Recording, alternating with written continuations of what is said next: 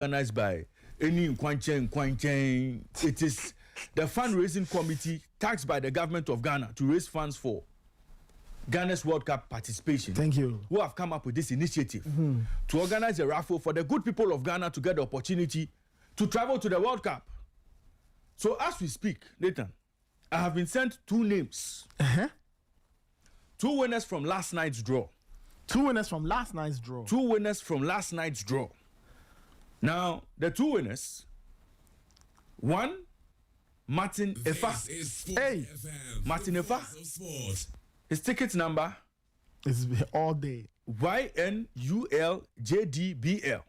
Mr. Martin Efa. If this is your ticket, you have won an all expense paid trip to United States of America and Canada.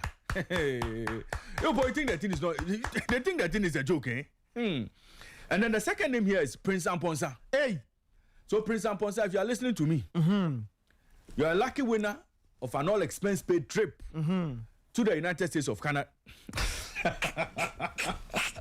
to the United States of America and Canada to watch the Black Stars play at the FIFA World Cup. Hi. So their phone numbers are here, their names are here, and they are the 2 winners from last night's draw. Now the draw is live every day on GTV Sports Plus.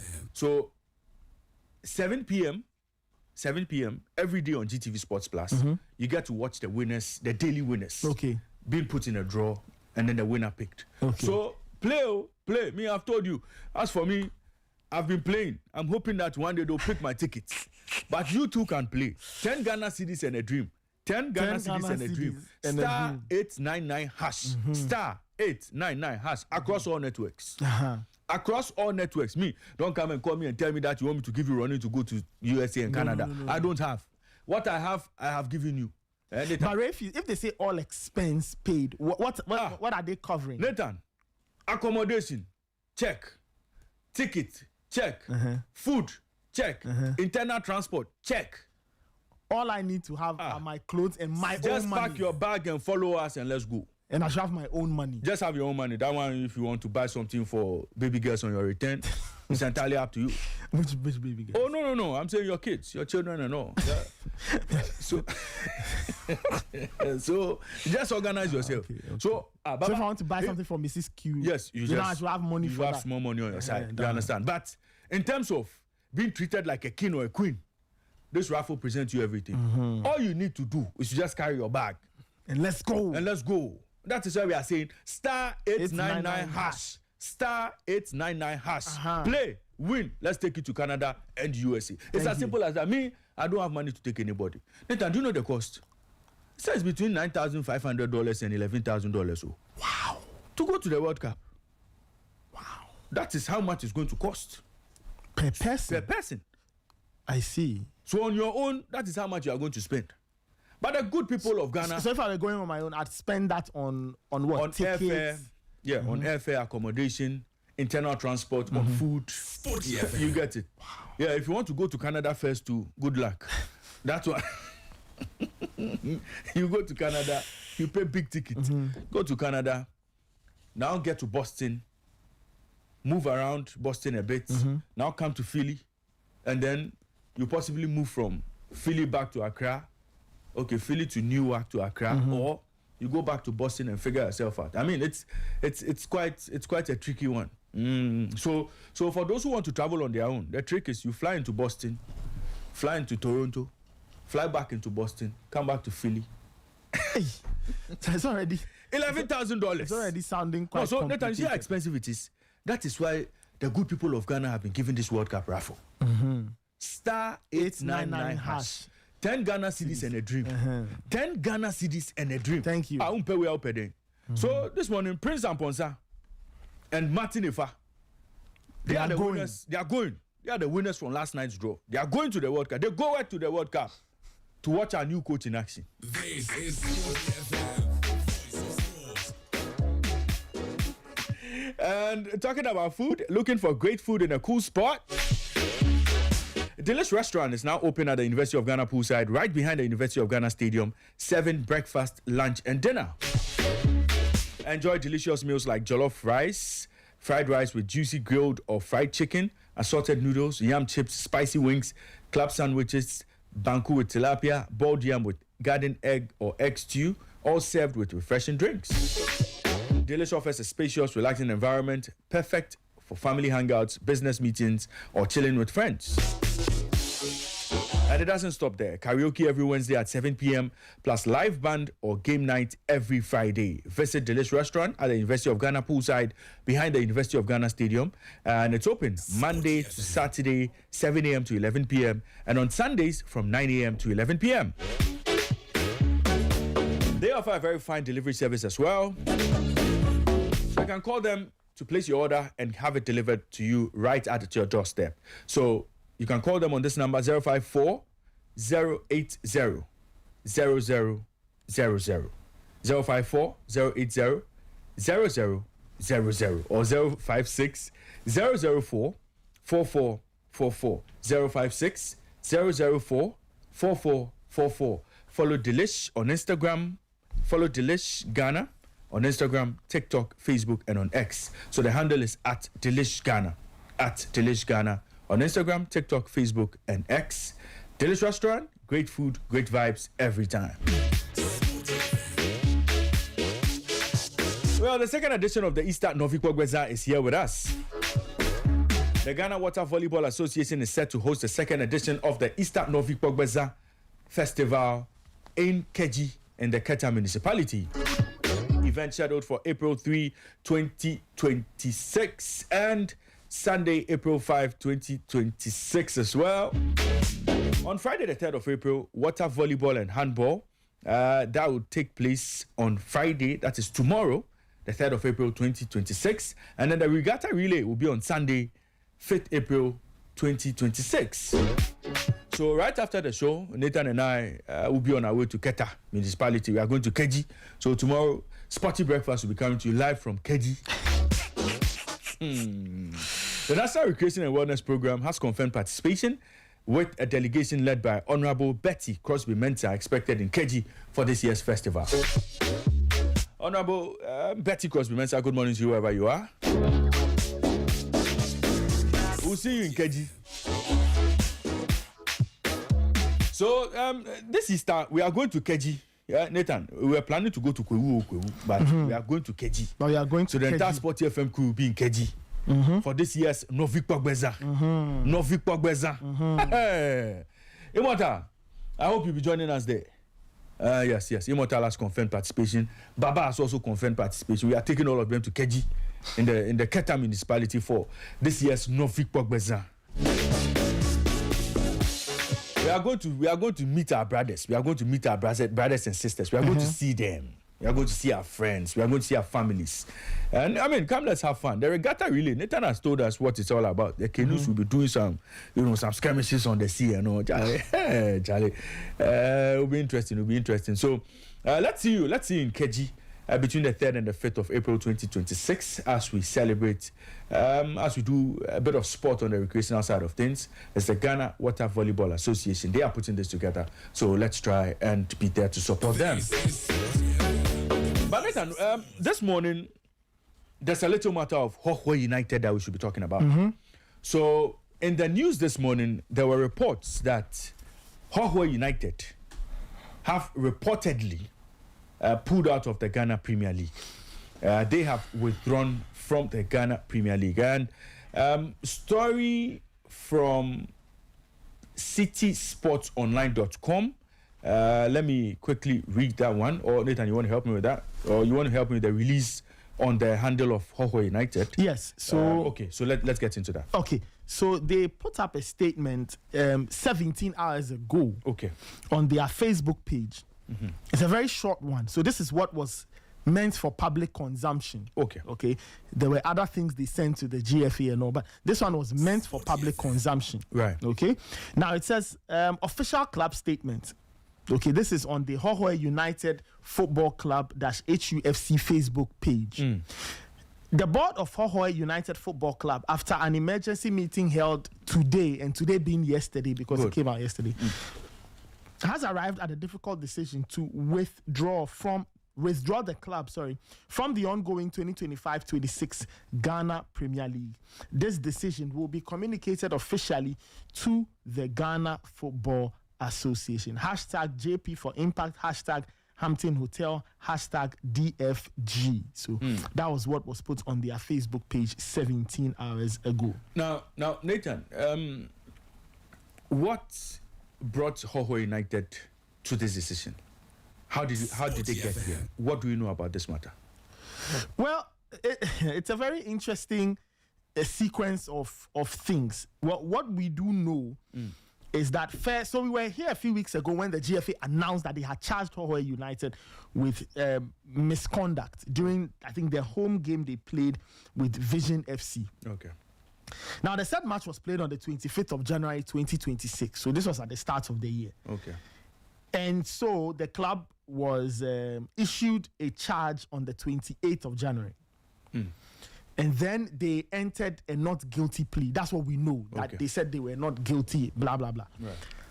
January went by, February went by, and then sometime in March, they played against Mediama. And they beat Mediama by 2-1. I remember that game very well. Coach Ebenezer, if I was here talking about Hohoe United doing really well, playing on the break, Felix Che's mistakes that day, those were the high points. Not too long after that game, the GFA's disciplinary committee put out a decision. Okay. Sporty A decision concerning the offenses that allegedly Hohoe United had committed in January. Okay. So the GFA's disciplinary committee said it was imposing a 3-game home ban and a 30,000 CD fine. Okay. Okay, on Hohoe United without a hearing. So they had gone through the case. They decided that Hohoe United guilty, gave them a 30,000 CD fine, and then they gave Hohoe United a 3-match home ban. Remember that after the ban, we spoke with Blackgate, and he was talking about the fact that the club wasn't happy with that decision and all of those things. So that was it. Then in April, the club said, according to Blackgate, they said they were going to appeal, and it looks like they did. From what we know, they did. The club put together the appeal, and they let the GFA have the appeal, through which means now, or we do know that if you want to communicate with the GFA on such things, it's via email. That's correct. Via email. Remember the Congress, people said they sent email and said we didn't get the email, it bounced back, all of it. Yeah. So email.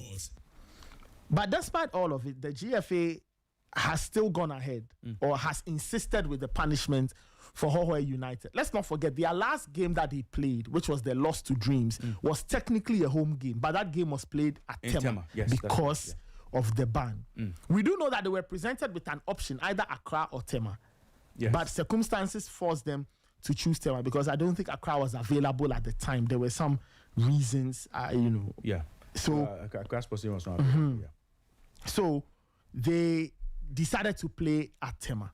But why are they walking away from the league? Because they, according to what we know, even that Tema game, not to cut you, based on what we know, Hohoe United were not even happy with the match official who took charge of that game. Yes, very good. So we do know that they had massive issues with the choice of referee to handle that game. They lost that game 3-0.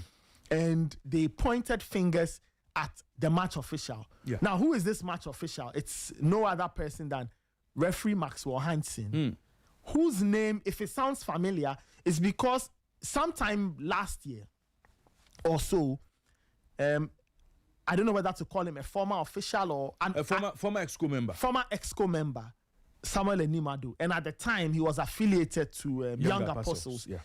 Went on this very strong tirade and accused the GFA of using referee Maxwell Hansen allegedly to do quote unquote their dirty work. That's correct. The hatchet job. The hatchet job, in his words. Yeah. Okay. So this said match between Hohoe and Dreams, technically a Hohoe home game but played at Tema, was handled by Mr. Hansen. Hohoe United were not happy at all, and from what we know, I think they made their feelings quite clear to the GFA that they did not appreciate how that game was officiated. So that's on one side. So that is an officiating issue. Yeah. Okay. Yeah. Now, on the matter of law, Hohoe United are saying that they filed their appeal. And Ray, as you said, when they file the appeal, or if a club files an appeal, per Hohoe United's perspective or understanding of the law, once they file an appeal, it is supposed to freeze the earlier decision until a sitting down is done and there's a proper determination. Correct. However, we do know that the GFA said no. They still went ahead with the home ban. What we also know is that Hohoe United is not happy with the GFA's line of action. Now, we do know that Hohoe United, per what we have learned or per the questions we've asked, they believe that they had exhausted all channels possible. They believe that the GFA stance is wrong. And they believe they have exhausted every single available opportunity left for them to explore.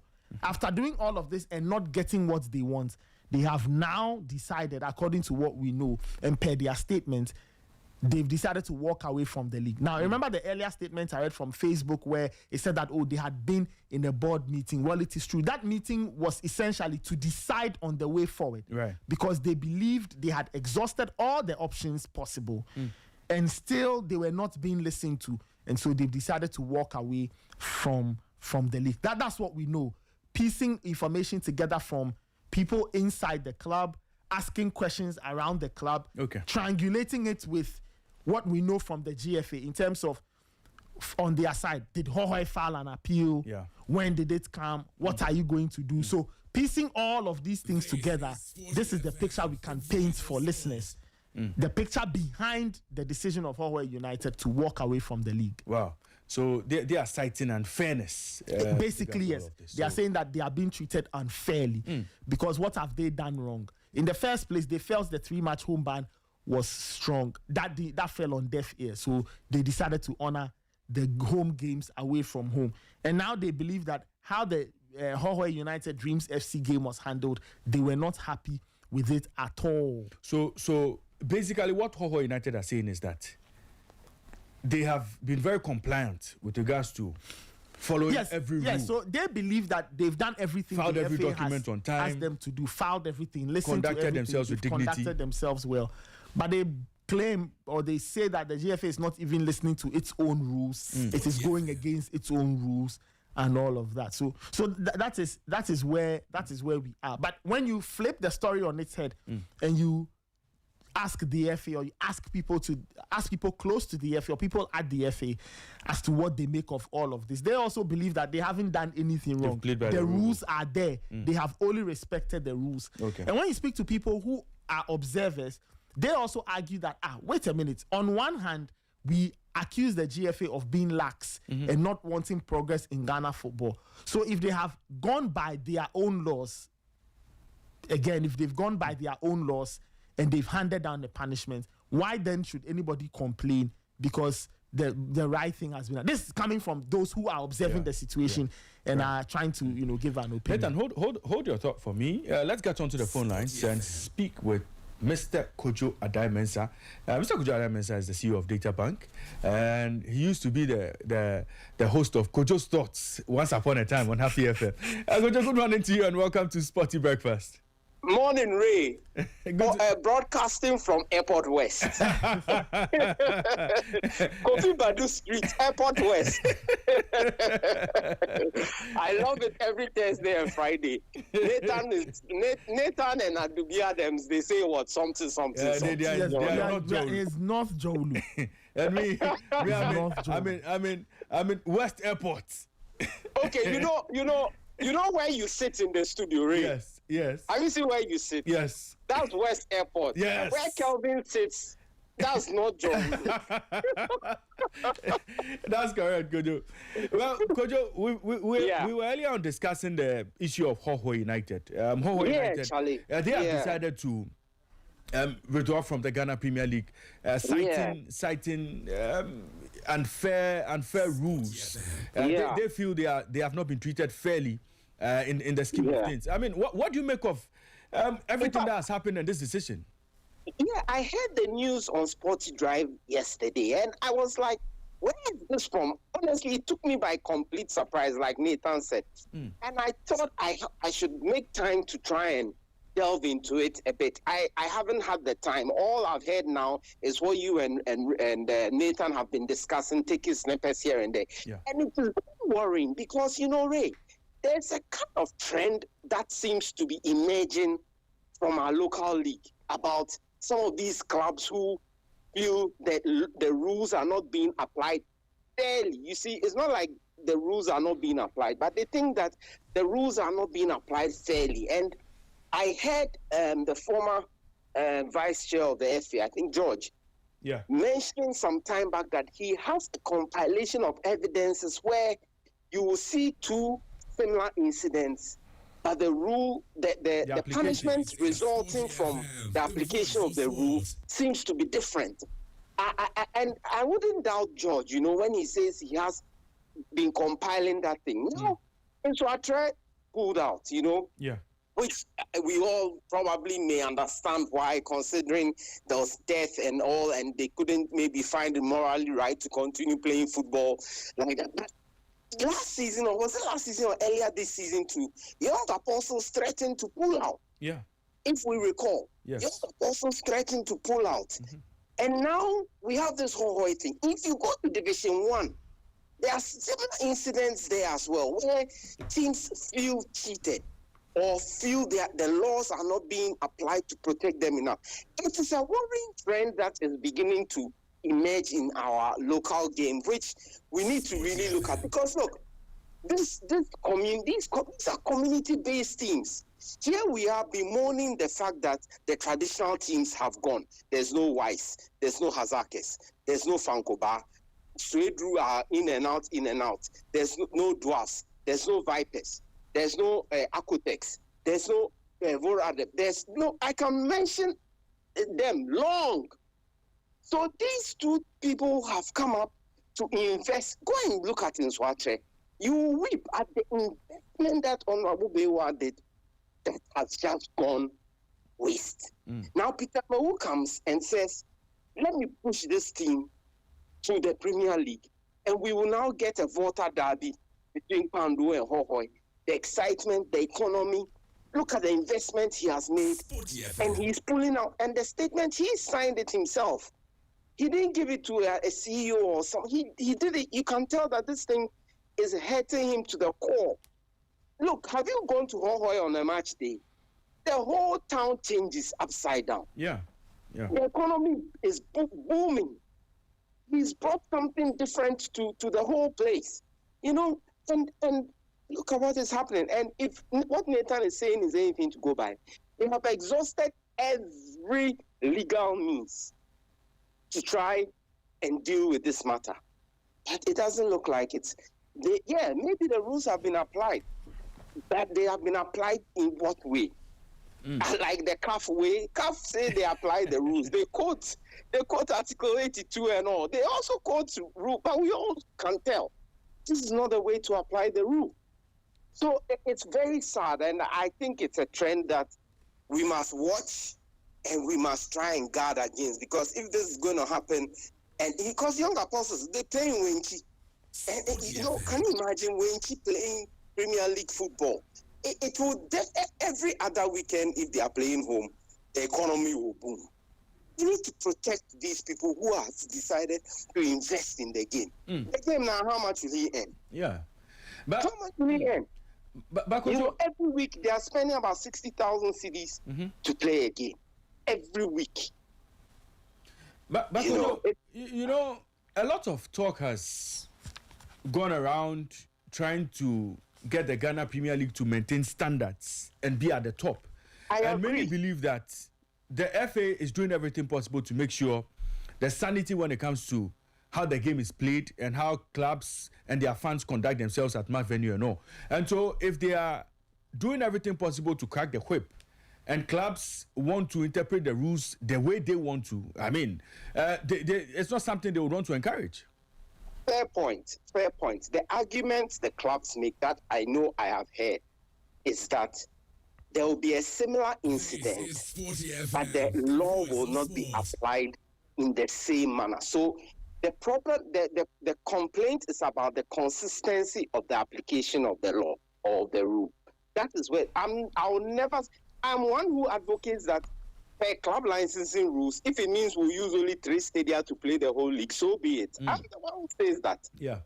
So we need to apply the club licensing rule. Even club licensing, Ray, are you telling me that all the parks and stadia that we are playing in meet club licensing rules? Absolutely not. Then why are we? So then what, is that not inconsistency, or I don't even want to use hypocrisy? That's too strong. Because if in club licensing rules we don't apply, we will give temporary approval, this, that. But then on the other side, we turn and say, no, we are applying the rules in the strictest way. Then what are we doing? So I agree.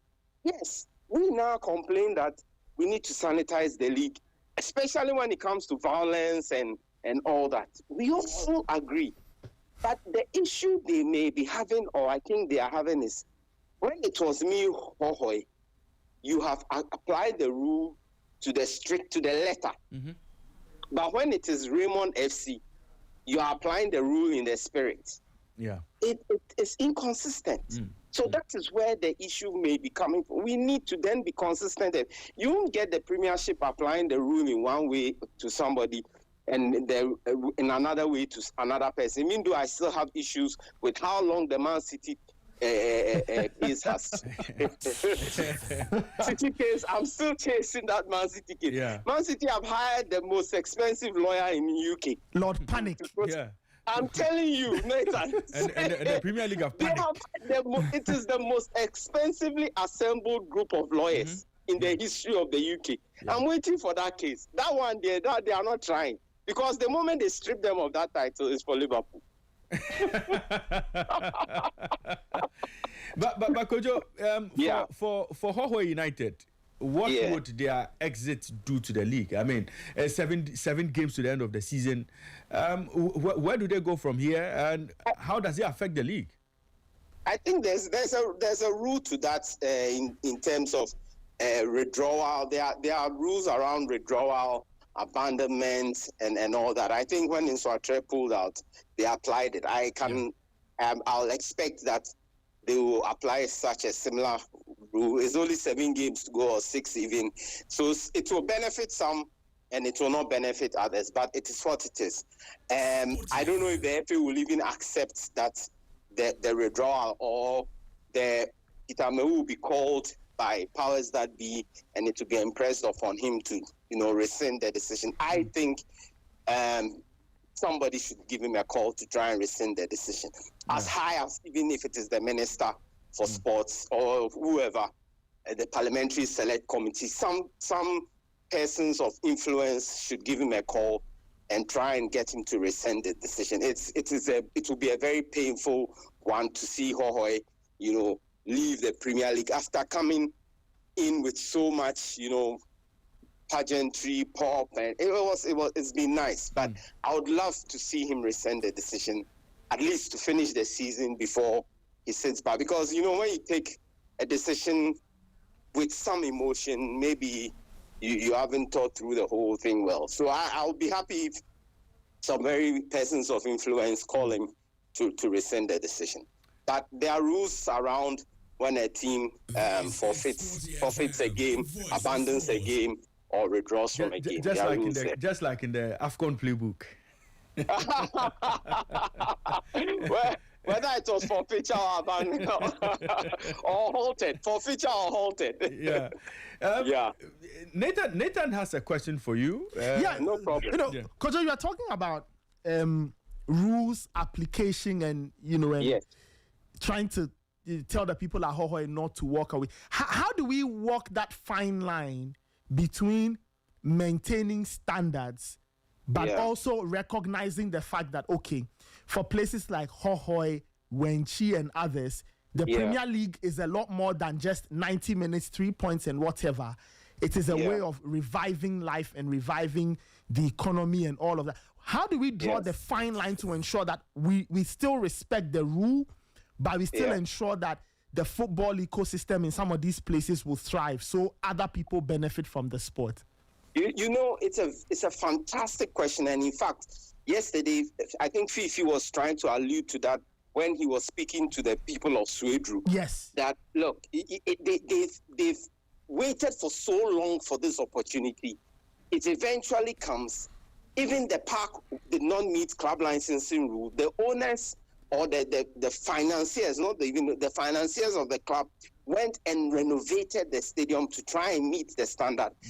And then you are messing around. It requires two things. A lot of education must come in for them to recognize that it is just beyond the 3 points that they crave for and misbehave around that.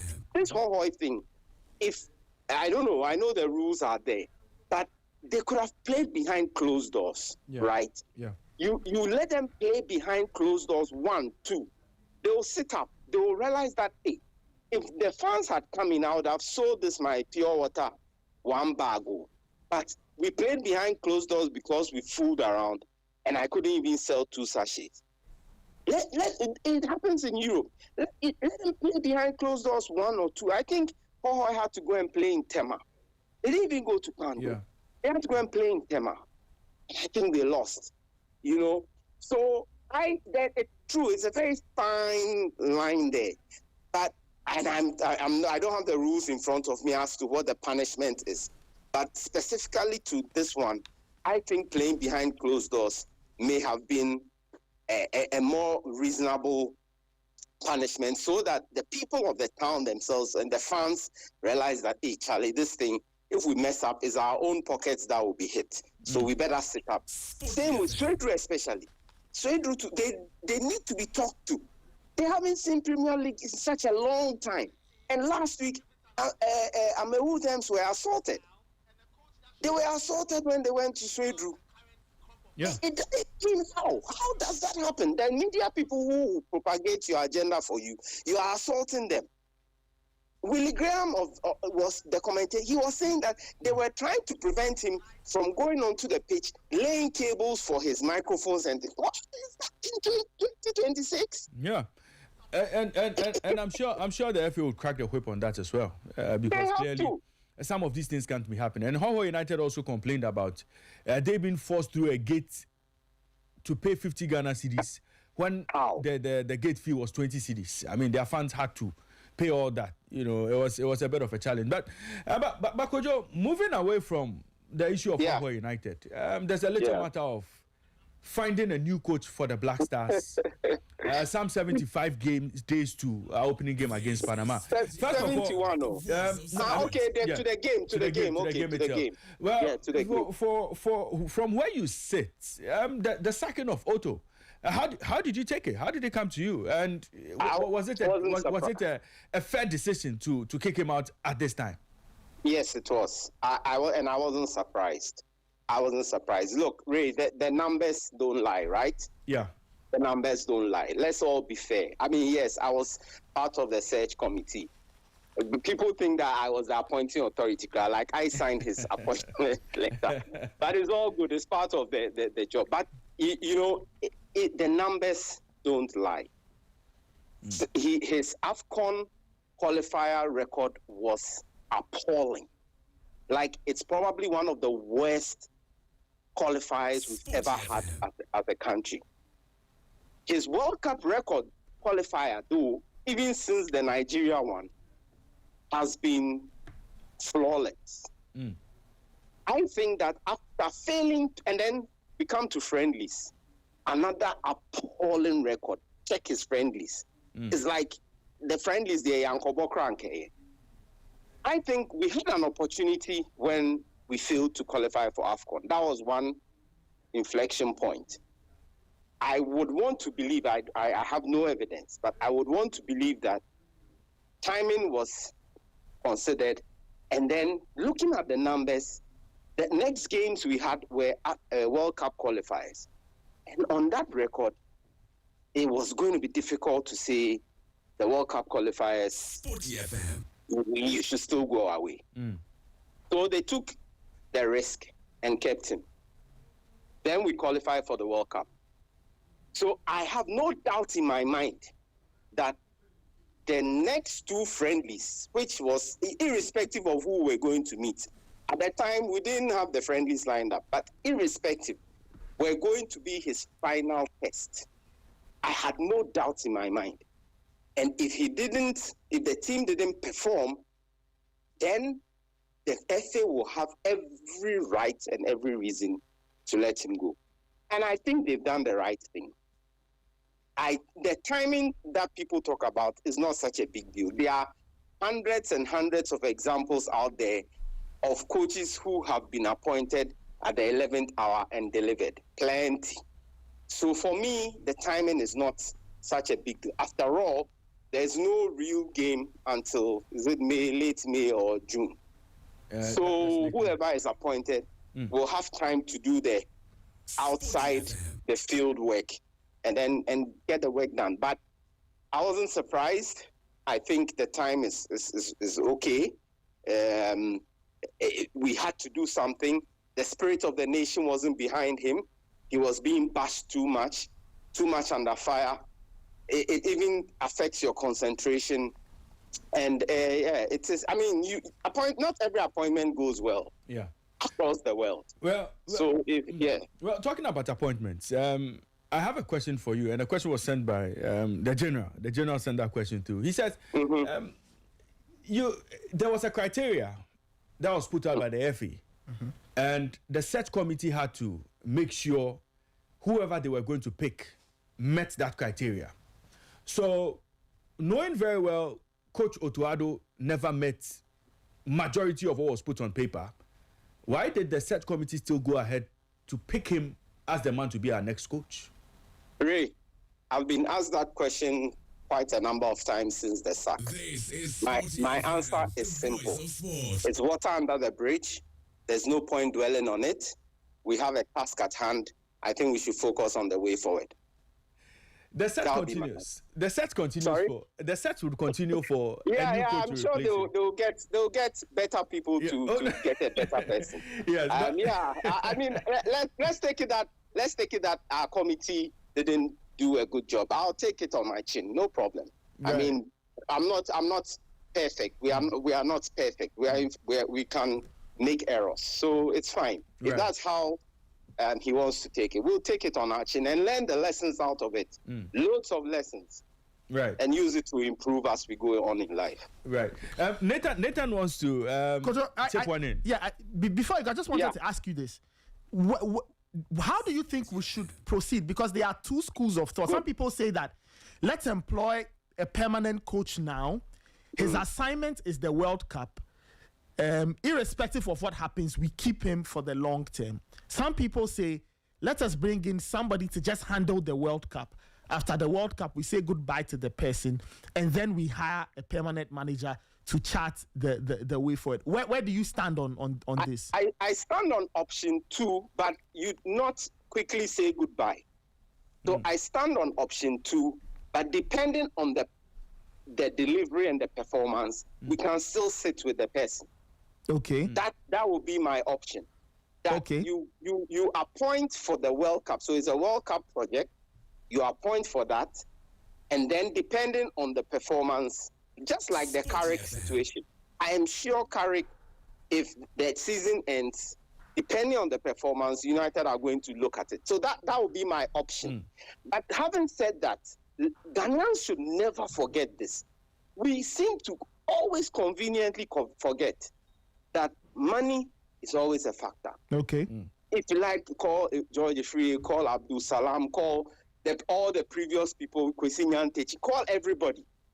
We always seem to forget that money is a factor.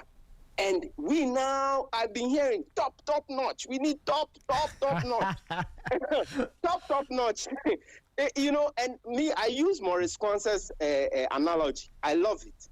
He says, you walk into a Lamborghini showroom with money that can buy a Tico in your back pocket, and you want to drive out of the showroom with a Lamborghini. That's how we are. But we forget the money part. Then we'll go and look. I heard you people mentioning Rene Havertz's name. Yeah. You know how much he's earning in Saudi? We can't even pay half of it. If we go, unless he now says, this thing I'm doing it pro bono. But we will go and mention $120,000 a month for a Black Star coach. You will see what will happen in this. Hey, and we don't have a dialysis machine in Kolebu, and the MRI machine in 37 is broken down, and then we are look at the road in front of my house, and Nathan will say, you see the hatcho, that pothole, it is delaying me to work, and yet you have taken $120,000 and given it to the coach. When only 5,000 will fix this pothole, so I can get to work early for the morning. Yeah. You get where I'm going. Yeah, we get that. We forget about the money aspect. So if we are prepared to pay, no problem. But today, Pep is even earning more than Mourinho. Yeah. Pep earns more than what Mourinho earned. Yeah, because let me ask you this. So you go for option 2, but with the caveat of performance. So if the team performs well, you have a sit down with this person to see if. Correct. Now to option 1, of course you didn't choose that, but let me ask you. Some people also say that let us hire somebody permanent and not care how the World Cup goes. Now, if we go in that direction, what would you say? Should we care about how the World Cup goes if we choose the permanent head coach now, or irrespective of what happens at the World Cup, that person should stay, even though the person is the permanent appointment? If we don't care about how the World Cup goes, why did we sack Otto then? If we don't care about how the World Cup will go, then why did we sack Otto? Then we might as well have left him to finish the World Cup, and then we sack him and appoint a permanent coach, right? Yeah. It is because we care about what will happen at the World Cup, and we have to do something about it. That's why we've sacked him. Sporty. So it means we care. That's why I don't think option 1 is where we should go. No, it's a thought. It's not wrong, but I don't think that's where we should go. I think we should just go World Cup project, do the deal, and then we sit down again. Well, that one, even the World Cup project, you can then get a coach who will say, okay, for this project, I am charging you $500,000. You know? Yeah. I'm charging for this project, I'm charging $500,000. If it works and you want me to continue, then we can sit down and then we negotiate a more affordable figure over a long-term period.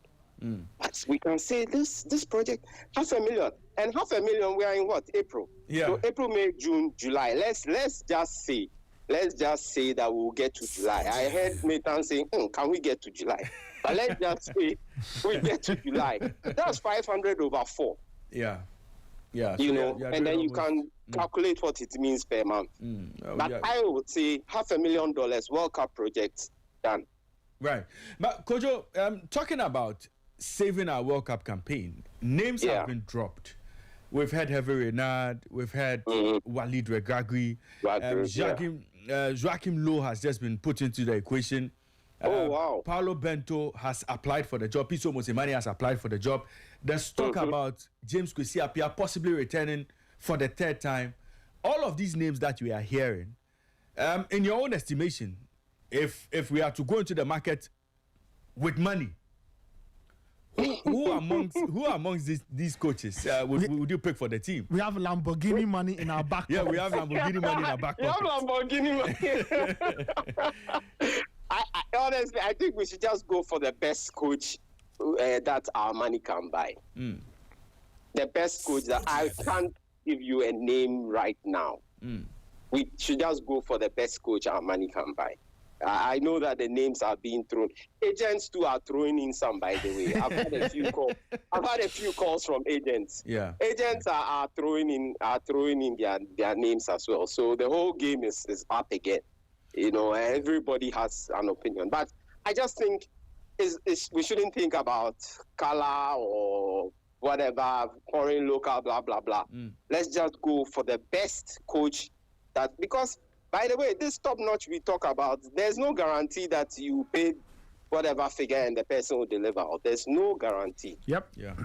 There's no guarantee. We've seen coaches too who've come at low profile and delivered. Cote d'Ivoire is your best example, most recent. Yeah. He delivered low profile, nothing. So it's about the best. You know, with you pick the best of those you are faced with, and those who are willing. You know, this Rene Avert thing that we keep mentioning. It's not like Ghana hasn't approached him before. Even before Otto, it's not like Ghana didn't approach him. Yeah. Yeah. He was approached, but he said, Charlie, this time is not the best time. So it's not like he was not approached or he was not considered. He was, but the timing wasn't good. But in terms of the situation we find ourselves in, yeah, proximity to the World Cup, yes, understanding the players, knowing the players and everything, a lot of people have made a case for James Kwesi Appiah that if he's possibly going to take a break from his Sudan job or possibly going to vacate that Sudan job altogether and take the Black Stars role, he could possibly be the best stopgap going into the World Cup. That argument has also been made. What do you make of that? You know, Kwesi is my very good friend. Yeah. He's even one of the catalysts that moved me to go and watch the AFCON in Morocco. Sudan was my team there. Right. I'll be very surprised if Kwesi takes the job. I'll be very. They say never, right? Yeah. And they say nothing is impossible, but I'll be extremely surprised. Kwesi, that I defended so well and so much, they're bashing. Now today, Kwesi is the stone that we rejected. Today, Kwesi is the stone we rejected. The only Ghanaian who have beaten Egypt by 6 goals. The man who discovered Christian Achu. The way we bashed him, like he hasn't even sat in a coaching class before. Today they are mentioning that he's now the stone that the builders rejected. We'll be sitting here one day and people will say, "Oh, let's go and call Otto Addo." We'll be sitting here. maybe by then he would have won the World Cup with Germany. Ghanaians, we are emotional. We take emotional decisions too quickly.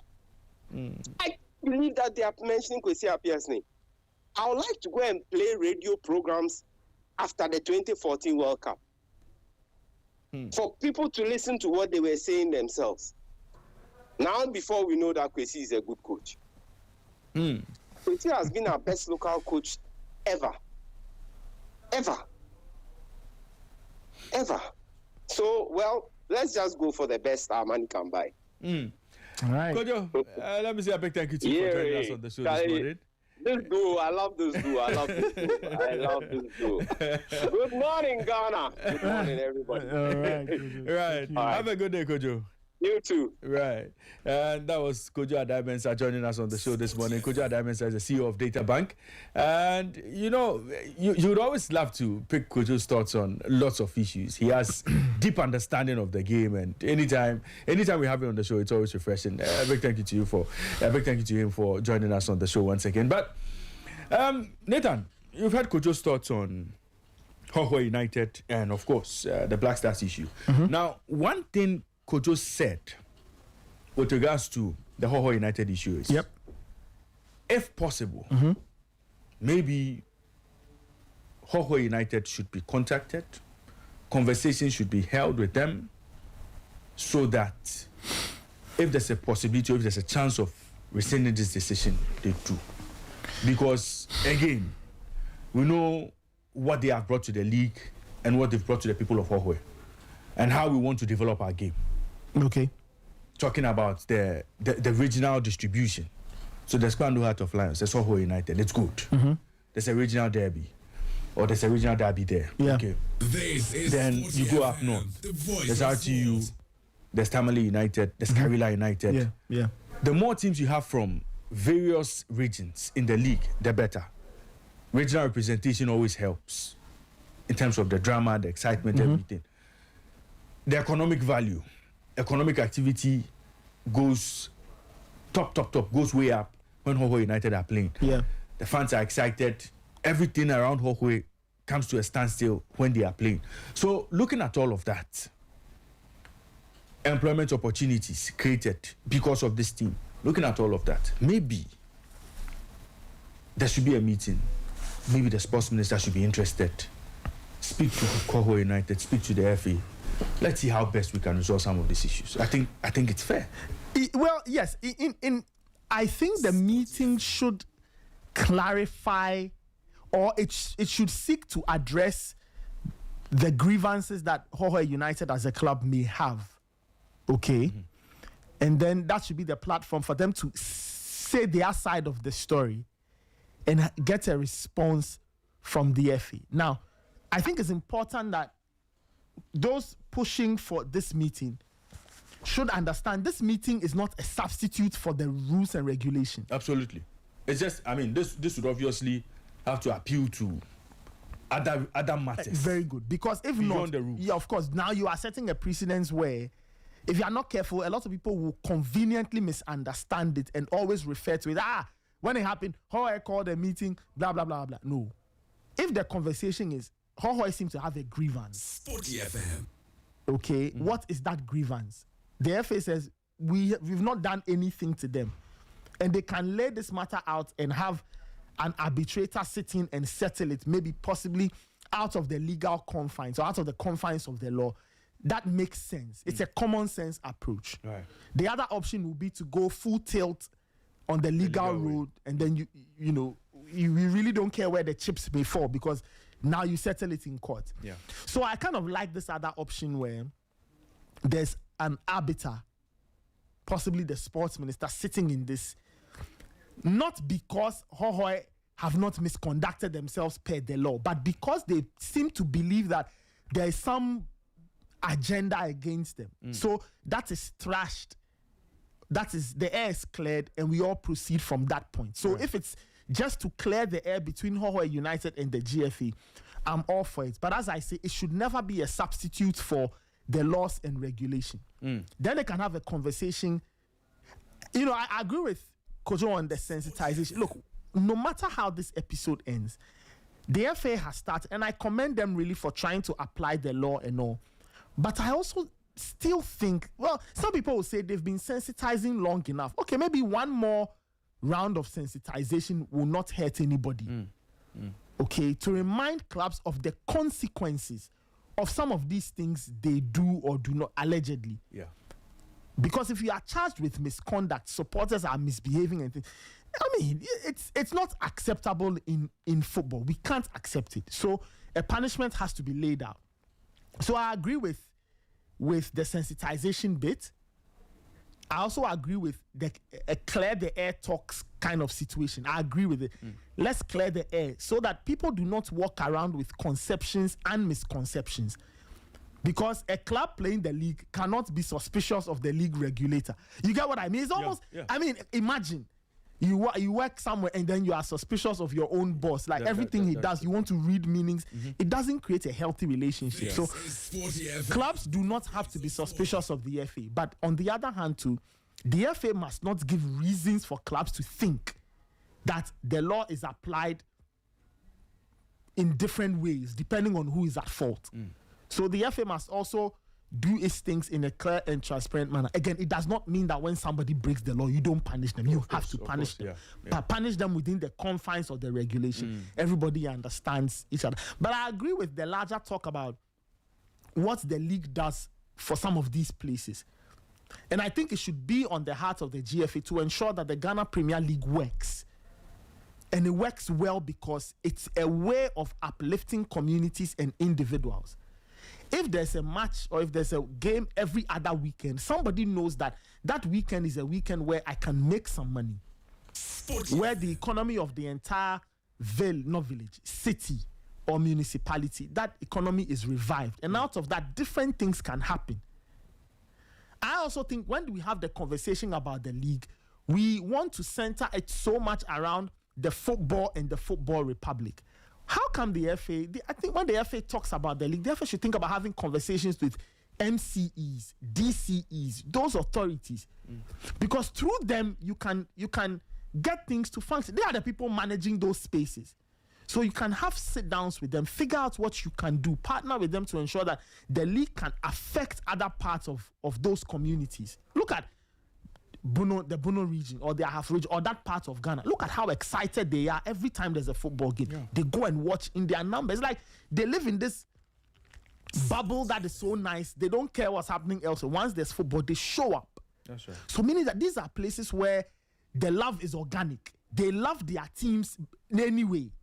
So a conversation must be had about how you can build on that love to create like a legacy, a bigger impact, but that's more long term. But immediately, I agree with you on the clear the air talks. When they are done, then the FA should lay out whatever punishment it has to lay out. Especially, you see, and I like what Kojo said, there's a certain trend that is beginning to emerge where teams believe that every 2 minutes we can walk away from the league. That's not how it's done. Yeah. That's not how it's done at all. Yeah. So, a lot of different problems to be solved, but I believe in the clear the air talks. Let everybody understand that there's no plan. Even if there's one, you hash it out, you clear the air, and then you proceed from there. As to what Hohoe will do next, I think it will very much depend on this said meeting. Whether or not they are even willing to sit at the table is one thing. Whether the FA is willing to listen is another thing. So we'll have to wait and see. But this is where we are. I don't know if the FA has officially received this communication that Hohoe United. I doubt, but that's what we'll be looking to follow up on as to whether Hohoe United have indeed presented that document or that letter to the FA confirming their withdrawal. Because I chanced on a letter on social media. Now, in this day and age of AI and all of these things, I mean, some of these things can be created within seconds on a letterhead. Yes. So there's a letter on social media, addressed to the General Secretary of the Ghana Football Association on the letterhead of Hohoe United, dated 1st April 2026. Now, 1st April 2026 itself has its own meaning. So again, I'm saying that a letter circulating on social media, we cannot confirm the source, or we cannot confirm the authenticity of this document, but it's been circulated. Now, the subject of this letter is formal notification of withdrawal from the 2025-2026 Ghana Premier League. Hohoe United hereby notifies the Ghana Football Association of its decision to withdraw from the remainder of the 2025-2026 Premier League season with immediate effect. This decision has been taken after careful consideration of the systemic unfairness and apparent bias exhibited towards the club in the disciplinary proceedings leading to the 3-match home ban the club is currently enduring. We thank the GFA for the past opportunities and wish the league well.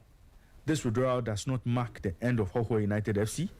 It is a principled stand against injustice. It is a principled stand against injustice. Kind regards, Tom Amewu Duglu, club owner. Nathan, again, this is a document we cited online. This is not a document that was posted by the official handle of Hohoe United. Yes. But it's a document that is being floated. So, again, it's addressed to the GFA, but we do not know if the GFA have received same from Hohoe United. It's a developing story, and we'll keep our eyes locked on that. It's Sporty 106.1 FM in Accra, 102.5 in Takoradi, and 91.3 in Kumasi. This is Sporty Breakfast.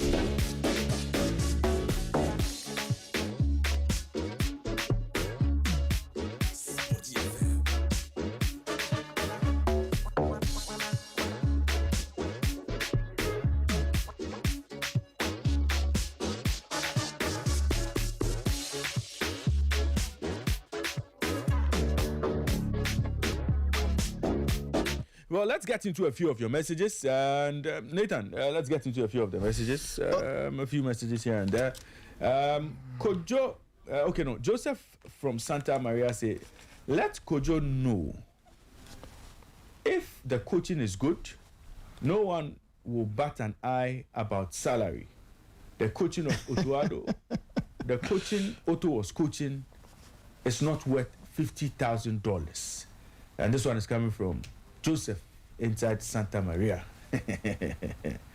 Nathan, that's an interesting one. And this one is coming from Samuel. Samuel is in Techimantia in the Ahafo region. It says, Hohoe United are being smart about the issue. For bringing out the withdrawal notice on 1st April, it could go different ways. In the end, they could simply say it was an April Fool's message. If the signal gets them what they want, into bracket consultations and assurances that things will be done in their favor, or it will push officials if things stand as they are. So that's a message coming from my good friend all the way from Techimenti region. And James says, what is Raymond saying? That the Black Stars come first before the Black Queens? That's not fair to the ladies. Why should they be treated differently? That was the point I was making. That their coach can be sacrificed for the Black Stars anyways because he's needed more than their Black Stars. Unfortunate. Nathan, the point I was making was this. Look, if you have two national teams, in fact, if you have two national teams, the Black Stars and the Black Queens, Sporty FM, and the Black Queens have a coach, and the Black Stars need help, and the Black Queens coach is moved up to help the Black Stars. Of course, there's absolutely nothing wrong with that. And in terms of the pecking order, in terms of Ghanaians' love for the game, between the Black Stars and the Black Queens, we know where Ghanaians invest a lot of their love. Again, in the scheme of things, it is the Black Stars that brings in all the money for all other national teams to benefit from. True or false? When was the last time we went to a World Cup and the Black Queens brought close to $10 million? But see, that is not the idea. Again. When was the last time we went to an AFCON and the Black Queens brought as much as the Black Stars brought? So, if you are ranking national teams, it's the Black Stars before the rest. Sporty FM. It's as simple as that. If Bjorke Green is needed to help the Black Stars, why not? No, but you see, Ray. And if Bjorke Green would stay at the Black Stars for the Black Queens to get a new coach, why not? No, but you see, Ray. The point is, Kimlas Bjorke Green has a contract with the Black Queens. That is But his job. He has a contract to coach a Ghana team. No, he has a contract to coach a specific team, the Black Queens. But there's nothing wrong with moving them up. No, okay. So the point is, what? So we brought him in to assist, and we think he's good enough. Yes, so we promote him. Okay, so why will you not let him do the two jobs? Time, it's not convenient. How so? No, I mean, the Women's World Cup and the Men's World Cup are never played at the same time. No, but I mean, he may not be able to manage both ships. No problem. So he should keep the Black Queens job then. He should take the Black. No. I think it would be unfair. It would be unfair to the Queens if the Black Stars are they not looking for a head coach for the Black Stars. That should continue. Well, Nathan, let's get onto the line and speak to Yusuf Uthman. He's the administrative manager for Hohoe United. Okay. Yusuf, good morning to you and welcome to Sporty Breakfast. Do I have Yusuf on the line? Yes, Yusuf, good morning to you. And if you can hear me, good morning and welcome to Sporty Breakfast. Okay, Nathan, I think I don't have Yusuf at the moment. Once we establish connection with him, we'll bring him back on. But very, very, very, very interesting discussion there. But again, I won't be surprised if he comes in, if Bjorke Green comes in to do a job with the national team, the Black Stars. I mean, I won't be surprised. Good morning to you and welcome to Sporty Breakfast, Yusuf. Yeah, good morning, Raymond. Great, good to have you.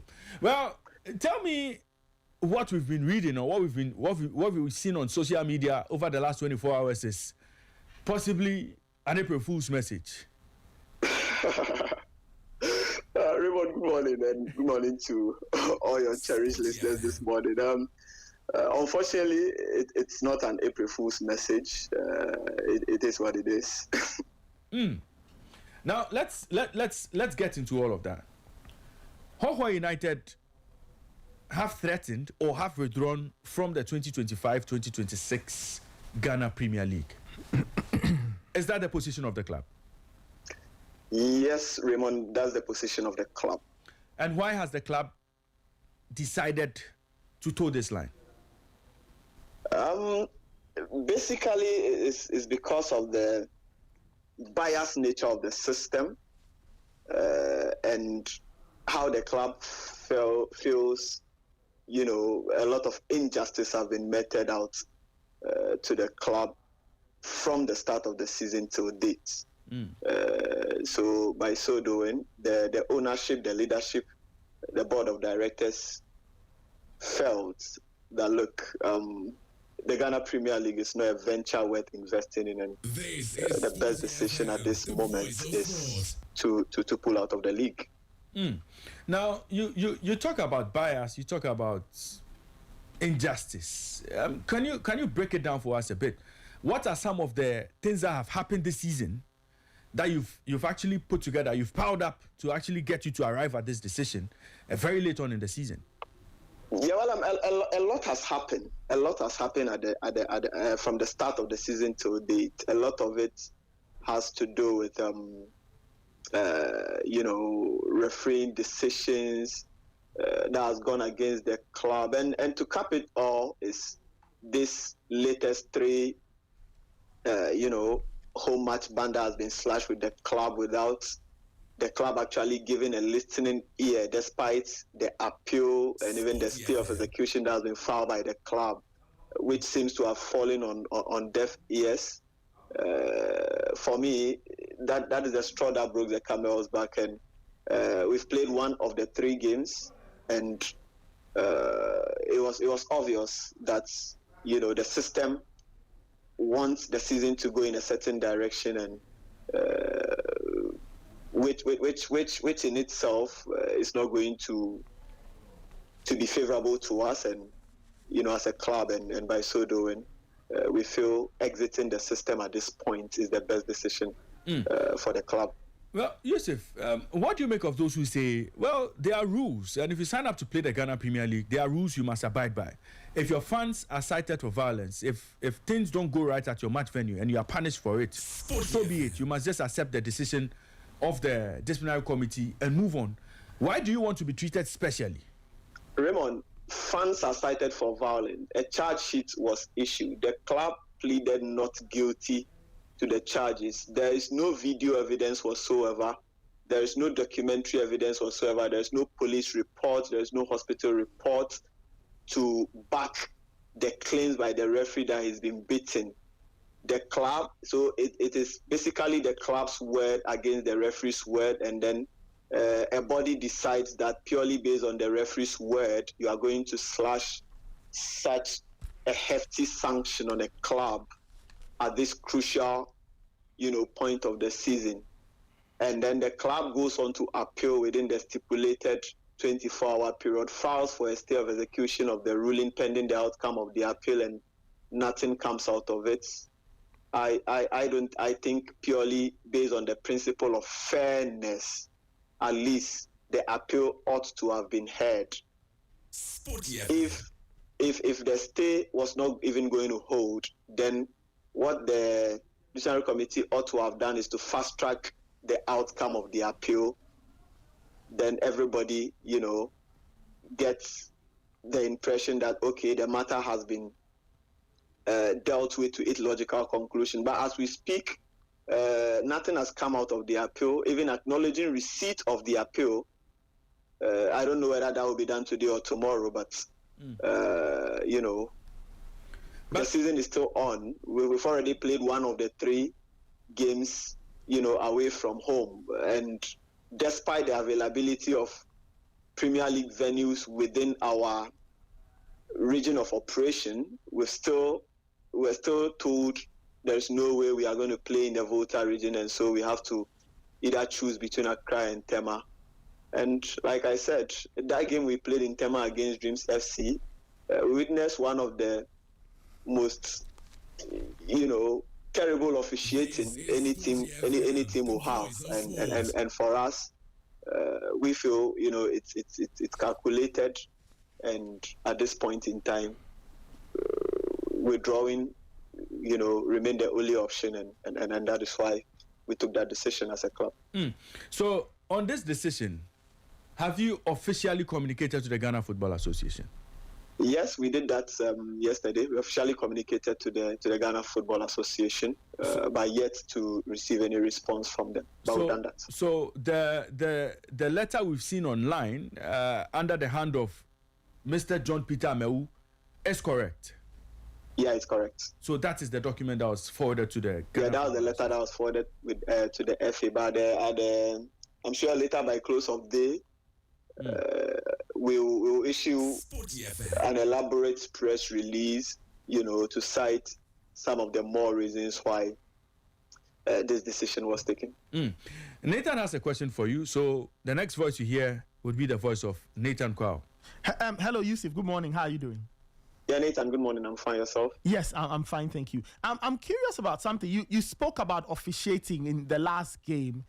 Have you formally have you sent your grievances to the FA specifically on this officiating, question, on this officiating matter? Have you spoken with the GFA? Is there something documented to say that you were not happy with the referee's performance on the day?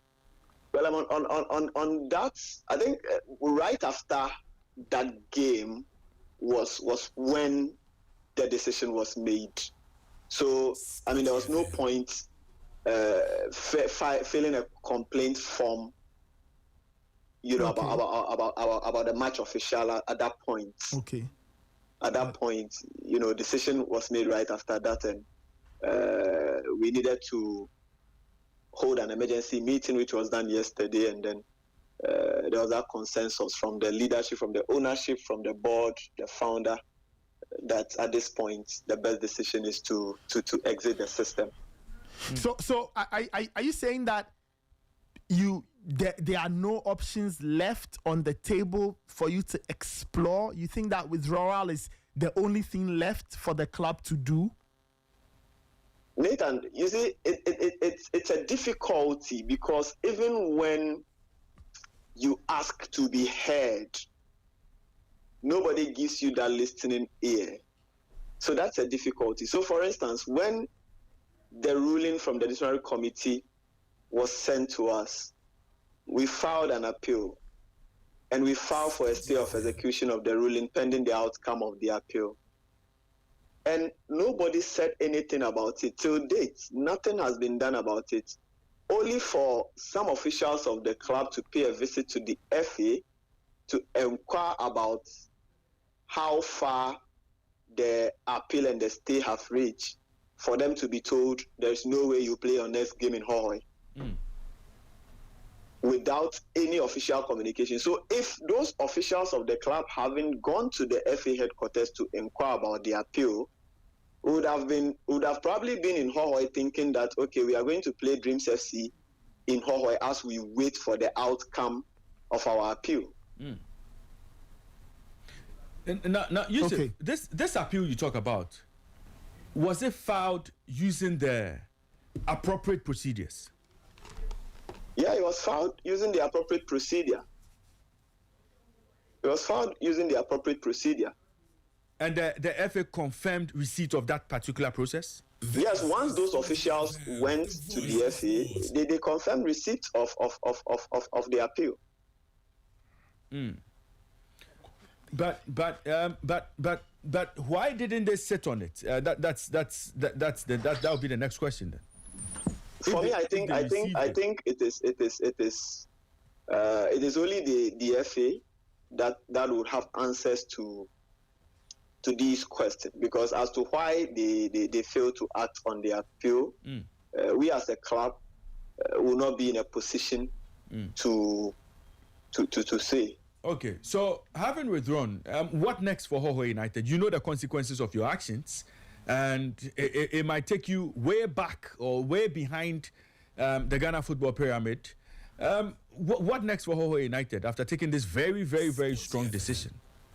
Well, I think at the right time we'll make public the new direction the club wants to take. Okay. But at this time, there's a decision that the leadership, the ownership of the club has taken, and it is a decision that has to hold until any further direction comes from the hierarchy of the club. Yusuf, is there any chance of Hohoe United possibly making a U-turn, because some meetings possibly could go on, some interventions could possibly take place? Is there a possibility of Hohoe United rescinding their decision? Well, at this point, as at this morning, I don't see any possibility like that. I don't see any possibility like that as at this morning.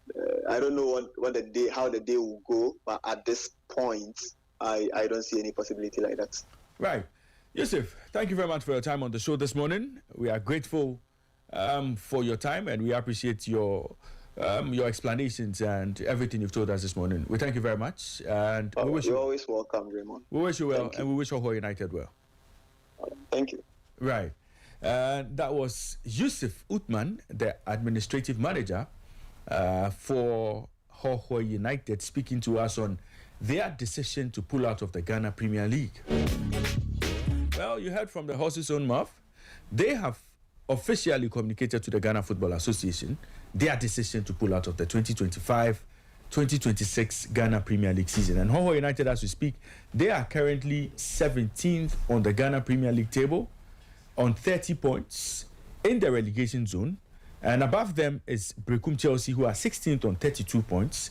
And the Withdrawal Blacks, who are 15th on 32 points as well. There's Young Apostles, who are 14th on 33 points. There's Heart of Lions, who are 13th on 34 points. And there's Vision FC, who are 12th on 35 points. So from position number 12, Vision FC, to position number 17, which is Hohoe United, there's just 5 points between them. So with 7 games to the end of the season, if Hohoe United do stay, and if Hohoe United play all their games and possibly get some very good results, they could be escaping the relegation zone. But as things stand, they are currently locked on position number 17 and in an 18-team league. And so it's not looking good. We'll see how this story unfolds in the coming hours as to whether the GFA would go into execution and actually apply the rules of the game as we know it. Because in the case of Nso Atreman, the Ghana Football Association activated the regulations following the withdrawal of Nso Atreman FC in the Premier League a year ago. And so we'll see if the GFA would accept their withdrawal, or we'll possibly see a resolution of this matter as soon as possible. We'll keep you posted on Sporty 106.1 FM in Accra, 102.5 in Takoradi, and 91.3 in Kumasi. This is Ghana's #1 sports morning show, the Sporty Breakfast.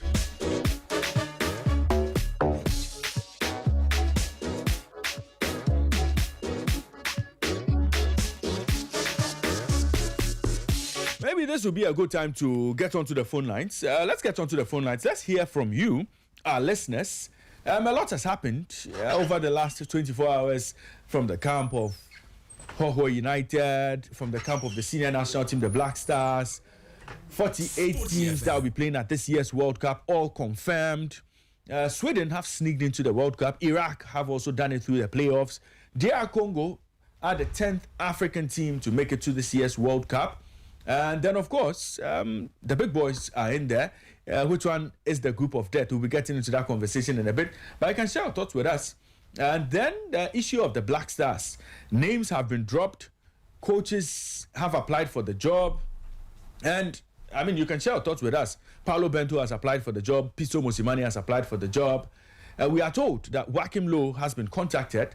And then there's the talk about Hervé Renard. There's talk about Tom St. Feet. And, of course, there's talk about Walid Regragui. But let's get onto the phone line. Share your thoughts with us. Good morning to you. Tell us your name and where you're calling us from. Good morning. My name is Raymond. Raymond? Hey, sorry. My name is Raymond. Oh, okay. Right. Let's hear you. Sorry. Charlie, what I want to say about this whole World Cup thing is just simple. There's repetition of Kwesi Appiah and Charlie. Tried and tested. Let's look for another option. I mean, right now, you know the problem, aside from all the technical problems and everything that has to do with Blaster, now they need to win the citizens. I mean, the country people, if I should say so. They need that spirit. Because, Raymond, that spirit does a lot for Blasters. Yeah. That spirit, that country, that oneness, that togetherness does a lot for Blasters and even the country as a whole.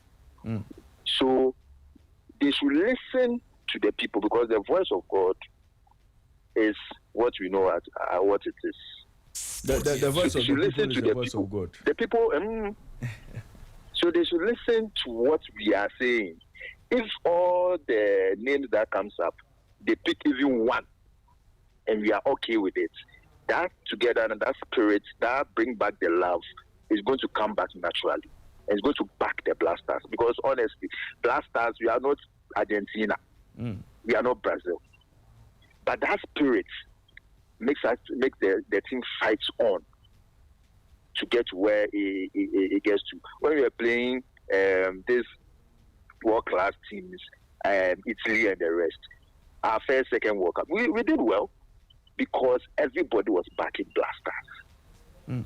So they should do the right thing. This could be business. We should drop it. We should drop it. Because, what happened is, Right. They should move on from Kwesi Appiah and choose the right guy. Right now, they say they want to spend. They should spend right. If you have Mercedes-Benz and you have BMW and you have Audi, you should choose the best car. Somebody will say, I'll go for Mercedes-Benz. But when it comes to certain durability, it's BMW, but they don't talk. So you should go, we have the best, but we should go in for that one that will not give us problem. At least we are not going to win the World Cup, but we should see that kind of football that we play. They are African Brazilians. We should get that thing back. Thank you very much. Thank you very much for joining us on the show, and thank you very much for sharing your thoughts with us. You can also give us a call, 0542571061, 0542571061. I have a caller on the line. Good morning to you. Tell us your name and where you're calling us from. Good morning, Chairman. My name is Hugo. I'm calling from Assam. Right, let's hear you. I want to speak a bit about the competition that you guys brought up in the morning. Yes. Concerning Gabriel and the Clarice Bruno Fernandes play of the season. Sure. Yeah. Go ahead. I mean, the season, we all know, as we all know, it started in August. And Bruno Fernandes, we watched Bruno Fernandes played under Ruben Amorim. He wasn't that exceptional. I mean, for us to start now to be calling for him for the play of the season award, it is good. Yeah, now he's stopping the assist stat. That's good. That's perfect. I mean, if these people are trying to, let us know now that Gabriel, it was me declared going for the Premier League player of the season. It doesn't make any sense to me, because you see that why he's leading the chart now is Bruno Fernandes is because of he's an English citizen. That's the reason why he's leading the chart there, and English media is backing him up. Because this Gabriel of a guy, when it comes to consistency, from the first day of the season to up to this stage, he's been consistent. He's been consistent. There is nothing Bruno Fernandes offers offensively that Gabriel doesn't offer defensively. We've watched VVD win player of the season. We go for Ballon d'Or, in the Ballon d'Or podium. Yeah. We've watched this guy that won the Ballon d'Or as a defender. N'Golo Kante has won the player of the season as a defensive midfielder. Yeah. Because if it's about unless they're trying to tell us now that the defensive people doesn't matter in the Premier League right now. This guy is the best defender in the Premier League, and also extended in the whole world currently now. And when people say that he doesn't deserve upon, he has the trophy. Okay, he has the trophy to back it up too. No, it's unfair when they say that Bruno Fernandes deserves that Premier League award. No, I don't think it's right. Thank you. Right. Thank you very much for your thoughts. But I think that during the conversation, Nathan only said that the person who wins the PFA Player of the Year should not necessarily be somebody who has won something in the course of the season. But let me get back onto the phone lines. Good morning to you. Tell us your name. Hello, Raymond. Good morning. Good morning. Today, why I did it, not did some of my earpiece in my ears. I'm listening to the program. Right. I don't want to talk about. I don't want to. I did some station this, so forgive me. Okay. I don't want to comment on the player of the season debate that is coming up. If I were to be the Premier League, I would just give the player of the season to Igor Thiago. Okay. Yes, because for somebody to be playing for Brentford and for him to have scored the number of goals that he has scored, because in the Premier League, even though Arsenal are leading the Premier League table, you can attest to the fact that there's no one single individual that is so exceptional this season in the Premier League. Correct. Especially from the top two, from Arsenal and Man City. Last season, Mohamed Salah was miles ahead of everybody, and it was so clear. But this season, you can attest to the fact that there's no single individual that has been brilliant for his team. But for this guy, Igor Thiago, looking at his numbers, I'm sure you end up scoring more than 20 goals in the Premier League. Playing for Brentford, and because it's an individual award, I prefer to give it to him because I remember years ago this guy won it. Gareth Bale. Yeah, he won it when Tottenham. Gareth Bale won it when Tottenham wasn't challenging for the Premier League trophy. There were no challenges, but because of his individual achievement, the goals and assists and everything that he contributed that season, he won the Premier League Player of the Season. He even won double. He won the Premier League and won Young Player of the Season. I remember that season. The 2 seasons before he went to Real Madrid. So I would prefer to give it to Igor Thiago. And with I listened to your interview with Mr. Addae-Mensah. Yeah. I just want to ask him. He said they are human beings, they do mistakes. He is the CEO of Data Bank. So if Black Stars were to his personal business and they gave him the criteria to employ I think that manager. No, just hold on. Just hold your thought for me. You see, the man admitted that there was a mistake. Yeah. It happens. Yeah. Let's move on.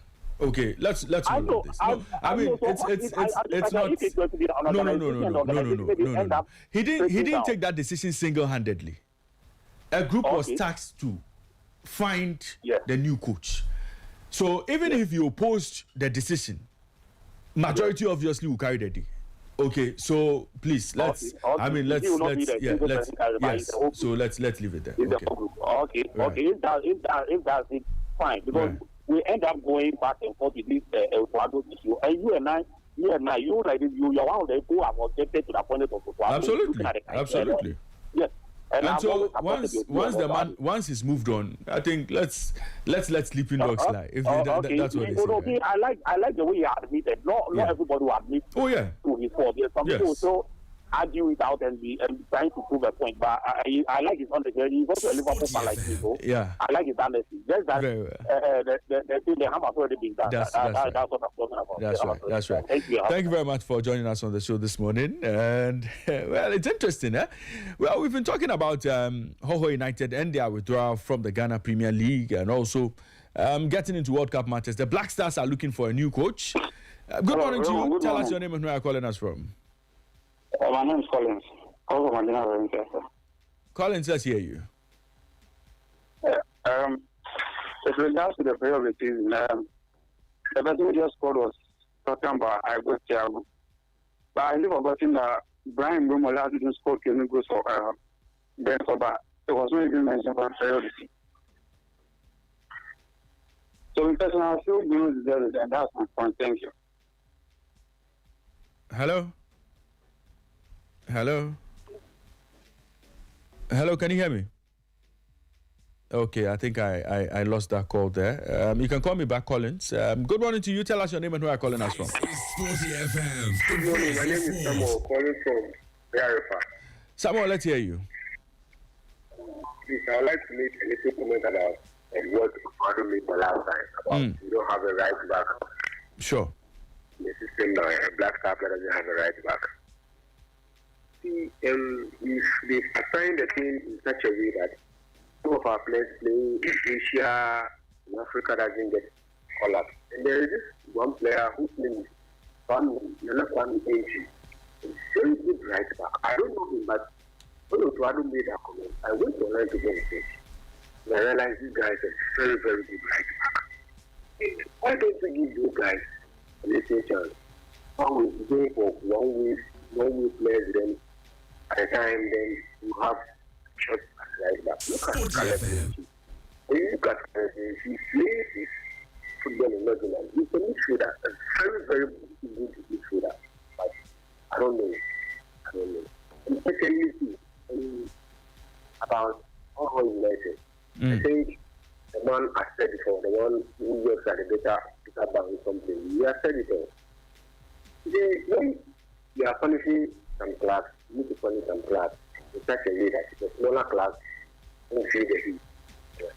And this is actually what I wanted to say. You should just give some of our players chance that can do the job. Look at Addae. He was punishing. 2 games, gave us penalty. As that Simpson is around, you can do the job. As that Simpson scored an own goal, made a mistake when we went to London. And in the next game, Sporty he came FM. to teach the Ghanaians that you can do the work. Yeah. I just look at this. It's a whole lot of issues during this caliber. And I think Otto deserves what he got. Thank you very much. Right. The Kwame entry you are talking about, is it the one who plays in Israel now? Yes, Jerusalem. Oh, Baita Jerusalem. Oh, okay. Yeah. Yeah, he's a right back. That's correct. Thank you. Okay, right. Thank you very much for joining us on the show this morning. Kelvin also answered seated. We'll get into the World Cup conversation in a bit. But Kelvin, he mentions an interesting player, Kwame Entry. He plays for Baita Jerusalem. He's been there and about. He plays for Lorry. He played for Lorry, joined the Lille B team, then played for Uratu FSB, and then now Baita Jerusalem. I mean, he's dropped quite some names there. But let me pick my next call. Good morning to you. Tell us your name and where you're calling us from. Yeah, good morning, Ray. Yes, sir. Yeah, Emmanuel, how are you doing? Emmanuel, I'm good. How are you? Happy Easter. Happy Easter to you too. Sporty FM. Happy Charlie. This is good day tomorrow. So I had to prepare my tools. I hear you. Jesus is the only person that will know the time will die. And the time will raise up. Yeah, that is what the scripture says. Charlie, Ray, Yes, sir. when you are not playing an organized league, anybody will wake up and say, I won't play me, Bob, you. At this time and age. Yeah, but at this time and age, people are withdrawing from a professional league. This one is not Muchedu. Now, we Muchedu side with the play guy. Yes, they pull out. No. A professional league. A professional league. Wait, so can't we take the 1 million and 1 million Ghana cedis give them? They should bring the 1 million. If they don't play the league again, they should bring the 1 million Ghana cedis that they took. They should bring the money back. If you don't play the league again, the money that you were given before you started the league, bring the money back. This is Sporty FM, the voice of He went to Medium and he won the game. Why did they pull out when they won against Medium? So I'm asking you, Raymond, if this match was honored at Hohoe United, and they lost that game, would they pull out? If this game was honored at Hohoe and they lost this game, would they pull out? Well, the protest was about the ban, the home ban, the 3-game home ban. They were not satisfied with it. They were not comfortable before they went to play the game. And so at Mediama, right? No, they were not banned before. The ban came after that game against Mediama. I don't think so. I am telling you, the ban came after the game against Mediama. It came out after the game against Mediama. Sporty FM. So I'm saying that why you see, I know they are pulling out of this game because of the team that is involved, the team that they played against. You see, and it shouldn't be so. I know that the dreams factor is among of the pulling of why they are pulling out of the league because of that game. Because of the opponent they played against. No, Emmanuel, take your time. Emmanuel, take your time. If they have won the game against would they pull out? Wait. What Hohoe United are saying is that they were appealing the 3-game home ban. That ban started with their first game against Dreams. Sporty They were in FM. Hohoe preparing for their game against Dreams in Hohoe, only to come to Accra to be told that their appeal hasn't been heard and that the ban is still in force. You would have to play either in Accra or in Tema. So the decision to pull out had absolutely nothing to do with that game against Dreams FC. In fact, they were not satisfied with the match officials, but that was not the trigger for their decision to withdraw. Their decision to withdraw is down to the fact that they appealed a 3-match ban and the appeal wasn't heard. It wasn't heard. It wasn't how do you call it? There are regulations around this league, governing this league. Mm-hmm. So you are not heard. And they said the how do you call it? The FSA come and play the league in a neutral ground. And you went ahead and you play the game. Why do you play the game? Are you sure that if Hohoe have won the match, do you think they will be in this situation every month? Well, of course, they would have needed. They would have been happy with 3 points. They will never pull out. That's the big truth. Sporty Of FM. course, they would have been happy with 3 points. Yes, that's a fact. But because you lost the game, you are pulling out. Because you lost. No, sometimes I don't know. I'm saying that we are not playing. We are not playing league in the match. This time we are not playing league. Then go league will come back. Because I don't get it. Emmanuel. If you have won the game, you would have stayed in the league and played. Emmanuel, point well made. Point well made. You went ahead and pull out of the league. Point well made. Thank you very much for joining us on the show this morning. Thank you very much for joining us on the show this morning. 0542571061. Let me pick my final call, and then Kelvin and I will get into World Cup matters. Good morning to you. Tell us your name and where you're calling us from. This Collins, Masamba. Yeah, Collins. Yes. Good to have you back. A caller was making an argument that for him, he would have given the player of the season to Igor Thiago because of the goals that he has scored. And I was saying that last season, Brian Bremo scored 20 goals for Brentford, but he wasn't even considered for the season. So I mean, personally, I feel Bruno deserves, and that's my point. Thank you very much, Collins, for joining us on the show. And this is where I bring my calling segment to an end. I'll not pick any more calls. Okay, well, let me pick my final call. Good morning to you. Tell us your name and where you're calling us from. Good morning. James calling from Achimota. James, let's hear you. Okay. They are Hohoe United complains about the rules. Yeah. So why is Emmanuel so upset about talking? And these people brought why they are withdrawing. And you are coming with emotions. It's not about emotions. Last time, the year of Iswa Chema also did the same thing. Mm-hmm. And when you have any organized league and people were withdrawing, can you hear say Manchester is withdrawing from the English Premier League due to heavy punishment or this? Everything was fair.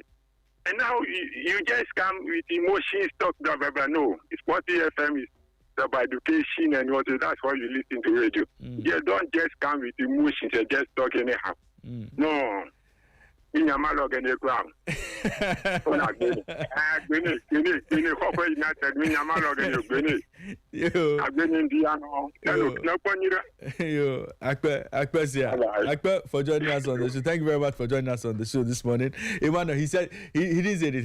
He said they will not agree on your position on this matter. He will not agree. So Hohoe United will not agree on that position. Thank you very much, James, for joining us on the show this morning. Well, I don't pick any more calls. I'm very suspicious of the next caller on this line. I'm suspecting it's going to be Manuel. So I'm not Michael. Kelvin. I'm not touching that knob. I'm not touching. Please leave it. No. So but Michael, Mr. Michael. Michael is here. So yes. Michael Asagwedu has joined us via Zoom. Michael, good morning to you and welcome to Sporty Breakfast. Good morning, Raymond, and good morning, Calvin. Good morning, brother. How are you? I'm good.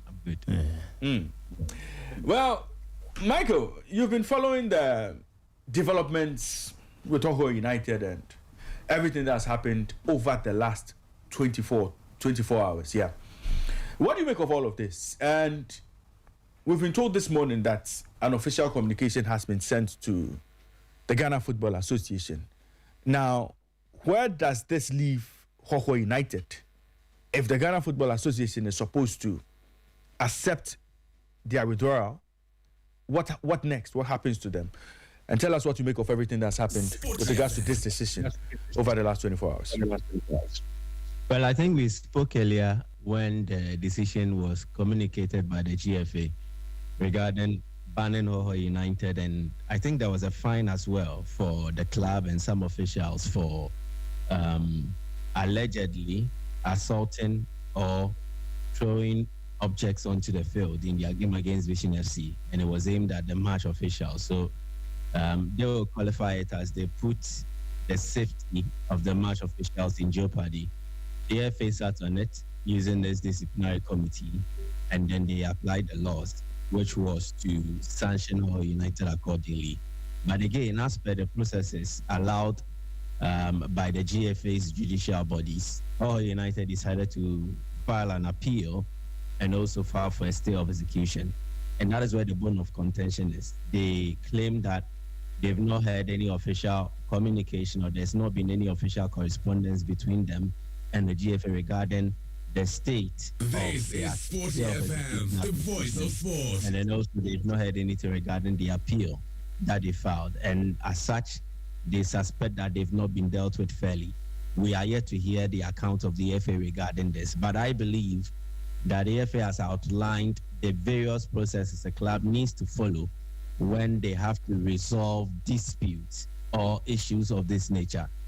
I find it quite unusual on the part of Hohoe United to come to social media, court public sympathy first before communicating their decision to withdraw from the league at the GFA, because there are processes.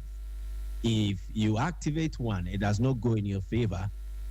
There is a way where you register your displeasure or maybe your how you feel events have not really been fair to you. You need to go through the right processes. But when you come out publicly and you communicate that you want to withdraw from the league and you are yet to send an official communication to the FA as it stands, we don't know if they've sent it, if the FA has confirmed receipt of it. Nothing of that sort has happened. So I think what has happened just smacks of a fractured relationship between two parties. Hohoe United is a member of the GFA, and I think the FA will need to find a way to resolve issues. But it is about what the law says. And what the law says is that if a club withdraws from a competition after it has started, as stated in Article 13 of the Ghana Premier League regulations, then there are certain measures that need to be followed. You can withdraw from the league when you have a credible case, or you have just cause, let me put it that way, whereby the reasons you are stating for your withdrawal is something that is tangible enough and then must be accepted by all and sundry. So in this case, let's take for instance, a team suffers an accident that renders them incapable of raising a team that is fit enough to compete in the league at this stage of the season. And then there is no way that can be used to remedy their situation. They can withdraw from the league, and it can be stated that they withdrew on just causes or just grounds. The reason given for their withdrawal, at least it makes sense logically and also football terms. In this case, Hohoe United are playing the league. They are disgruntled about a certain decision that has been taken against the club, and then they decide to withdraw from the league. So if they look at it and then the withdrawal is not for just cause, then they are liable for misconduct as per Article 13 of the GPL regulations, which all these clubs agreed and signed to. I was listening to your conversation with Yusuf, I believe that is his name, and he said Yusuf, one of the reasons behind their withdrawal too is related to unfair officiating, particularly in their last game against Dreams FC. I don't get it when clubs come out verbally like this and then don't back whatever they say with video evidence. Now, as per what has been allowed, clubs can film their games so that they will be able to provide highlights. I expected Hohoe United, for complaining about unfair officiating, to do service or justice to a lot of the many Ghanaians who are watching and listening. These are the incidents that we found that it did not go down well with us, and the referee misapplied the laws of Sporty FM, or the failed voice to of apply the sports. laws of the game. But if you come out verbally, and it looks like it has become a normal thing, any club that loses a game in Ghana, referee no I'm wired, the referee cheated us, the referee did not favor the other team at our expense. I don't get it why our clubs resort to that as a way of making their case. If you found credible evidence enough that you were cheated, bring it out, let the public see it, and then we'll all come to an understanding that no, this is not right. And that is where you have that massive backing or everything. But if you say you are withdrawing from the league because the referee was unfair to you, you are withdrawing from the league because a disciplinary committee decision against you was unfair, I don't find it tangible enough. It is them, and maybe I am not really feeling the brunt of a decision like that being taken against a club. But then again, we need to establish the fact, as per what happened in that game against Vision FC, did they do what they have been accused of doing? Is there evidence to back it? What transpired during the disciplinary committee hearing? Again, has Hohoe United outside of that game been charged for similar offenses in their home games? Yes, I think this season twice, against Mediama and against Vision FC. So the law is there, they will apply it, but I don't agree to this. And in general, as a journalist, it's sad that we'll have to witness some of these things happen to our league.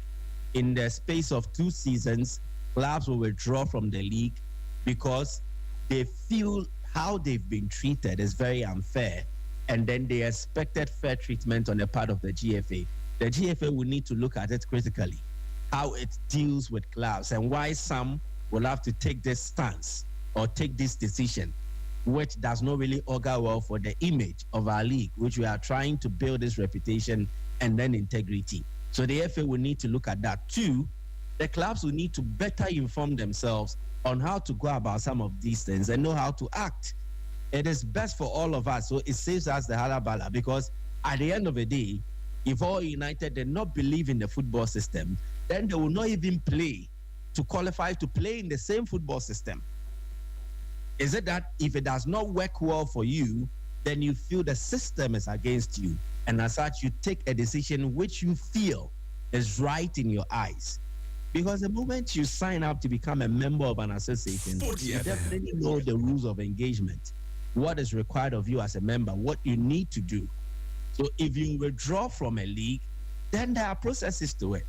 And the Article 13 is there. Everybody can just go on to Google, search for the Ghana Premier League Regulations 2025. Article 13 speaks to this, withdrawal of clubs from competitions or matches. And it says, if you fail to give just cause as your reason for a withdrawal, you are liable for misconduct. And any club that is intending to withdraw from the league or a competition must give notice of its intention to do so to the GFA not later than 2 months before the commencement of a competition. And then if the competition has started, there are still processes to follow in case you want to withdraw from the competition. If you fail to do all this, then there will be sanctions that will be given to you. And it means you will forfeit your games. But aside forfeiting your games, you can also be banned. You can be sanctioned by the FA FEDA. So I think they need to look at the documents and everything that Hohoe United have submitted as their reasons for the withdrawal. And if it is without just cause, they will deal with them appropriately. But I don't agree to clubs resorting to withdrawing from the league because a decision has been taken against them. There are various avenues to seek remedy. And if you've not exhausted such processes, you don't take that drastic step of bowing out. It is not the right thing to do. Right. Michael, interesting developments there, but we'll see how things play out in the coming days. We'll see if the Ghana Football Association will go into execution and apply the rules as we know them. But we'll see. It's a story that we'll keep an eye on and bring listeners up to speed on when and if anything comes up. Now let's get into other matters. In 70 days' time, the World Cup kicks off in Mexico, and finally, between Tuesday and Wednesday, the 6 teams that were expected to complete the list of 48 finally got their results to push them into the FIFA World Cup final. So 6 teams got good results to progress into the final proper. Sweden, Bosnia and Herzegovina. You don't play with that country. You don't play with that country. And Gattuso would know that beyond the pronunciation, it's a problem. Well, and there was Czech Republic as well. Now, DR Congo became the 10th African country to progress to the FIFA World Cup. They did it via the playoff route. Interestingly, nobody expected Jamaica to cause an upset in that game, and so just as many expected, DR Congo picked up that all-important final slot for Africa. And then Iraq. Now, Iraq also made light work of their opponents to progress to the World Cup. They beat Bolivia to progress to the World Cup. So as it stands now, Turkey, Bosnia and Herzegovina, Sweden, Czech Republic completed Europe's 16 teams. Now, the intercontinental playoff route got DR Congo into the World Cup proper and Iraq also in the World Cup proper. Now, Kelvin, what we are picking from FIFA, or what we are being told, what's been reported is that if Iran pull out of the World Cup, there will be no replacement. Mm-hmm. Yeah, so that's what we are picking. So 48 teams ready to do battle at this year's World Cup. If Iran decide to pull out of the World Cup, there will be no replacement. That's what we are being told. Yeah. So we'll see how that also develops. But let Kevin take me through the groups. Now that we have from Group A to L, yes, fully complete. Right. Take us to the groups. Well, I'll start from the base where Ghana we find ourselves. Group L. Yeah, Group L. Yeah. So it's England, Croatia, Ghana, and Panama. So England and Croatia from Europe, Ghana from Africa, and then Panama from, Central America. Yes. So CONCACAF. In Group K, there's Portugal. Cristiano Ronaldo is returning to the World Cup. DR Congo. Okay, so the latest addition. Yes, the latest addition. Yeah, so you're going to say Yohan Wissa, Azel Twanzebe, Mbuku and the likes, coming to the World Cup. Aaron Wan-Bissaka. Yes, okay. If he had stayed in England, I'm not sure he would have gotten an opportunity. Uzbekistan have also qualified, and then Colombia also coming through. So there's Colombia? Yes. Uzbekistan, DR Congo, and Portugal. In Group J, there is Argentina, Lionel Messi and his crew. Algeria, Austria, yes, those who defeated us 5-1, Otado's friends. Yes, Austria, 5-1. Yes, Ghana's friends, and then Jordan. Okay. So that is also that in there. So that seems to be balanced: Asia, Europe, Africa, and then South America. Right. So in Group I, where I think is going to be one of the toughest. Yeah, when you say it's a group of death, France, with all their Ulises, Mbappe's, Kantes, and all the likes. Senegal, debated African champions. The second best team in Africa. The runners-up of the AFCON tournament, which is being challenge winners of the African Nations Cup. Senegal are in there. There is Iraq, and then there is Norway. So 2 European. I think this group is going to be quite interesting. Well, I think Norway's been talked about because of Erling Haaland. Haaland. But I think they still have some quality. Charlotte, and then there is Odegaard as well. But I mean, they have a good creator in Martin Odegaard.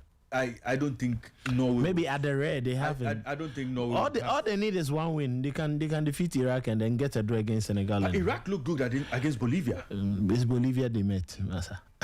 In Group H, there is Spain, Cape Verde.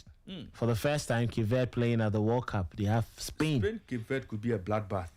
Oh, come on. So Spain will just finish them. That's what I'm saying. A baptism of fire. Yeah. Saudi Arabia find themselves there, and then Uruguay. Yes, Araujo. If Araujo doesn't, engage in those silly tackles like he did during the friendly game, then they will be good to go. But if he starts his mess, Saudi Arabia will need a new coach.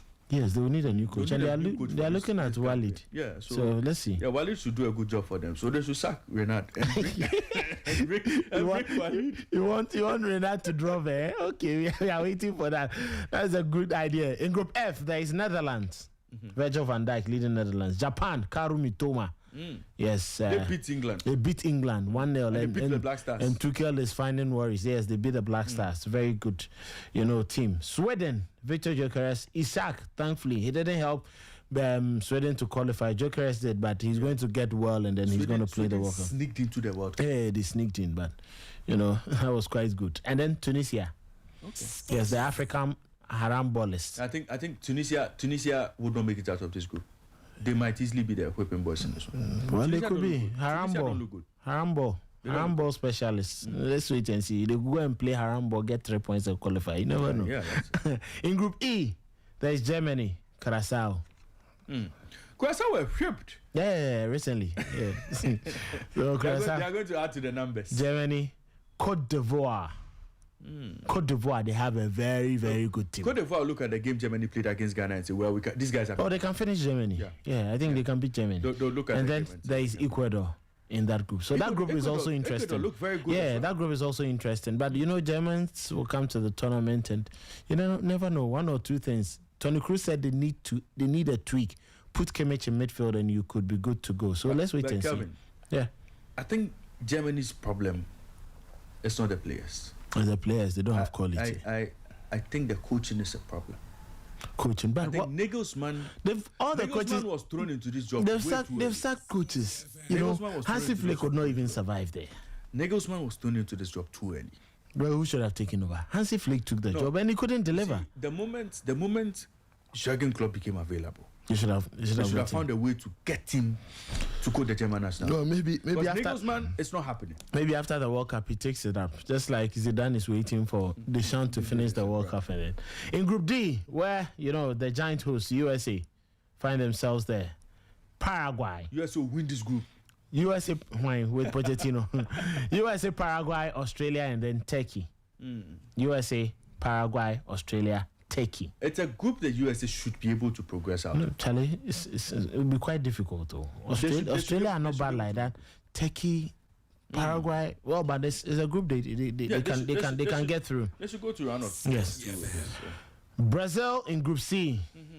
Morocco, who don't have a coach, do I say Walid Regragui now? I don't know how they are going to survive. They have what's his name? Their new one. He has this OA name. Michael. Wabi. Yes, Wabi. Yes. So Wabi is in there. He will be leading Morocco. Then they have Haiti.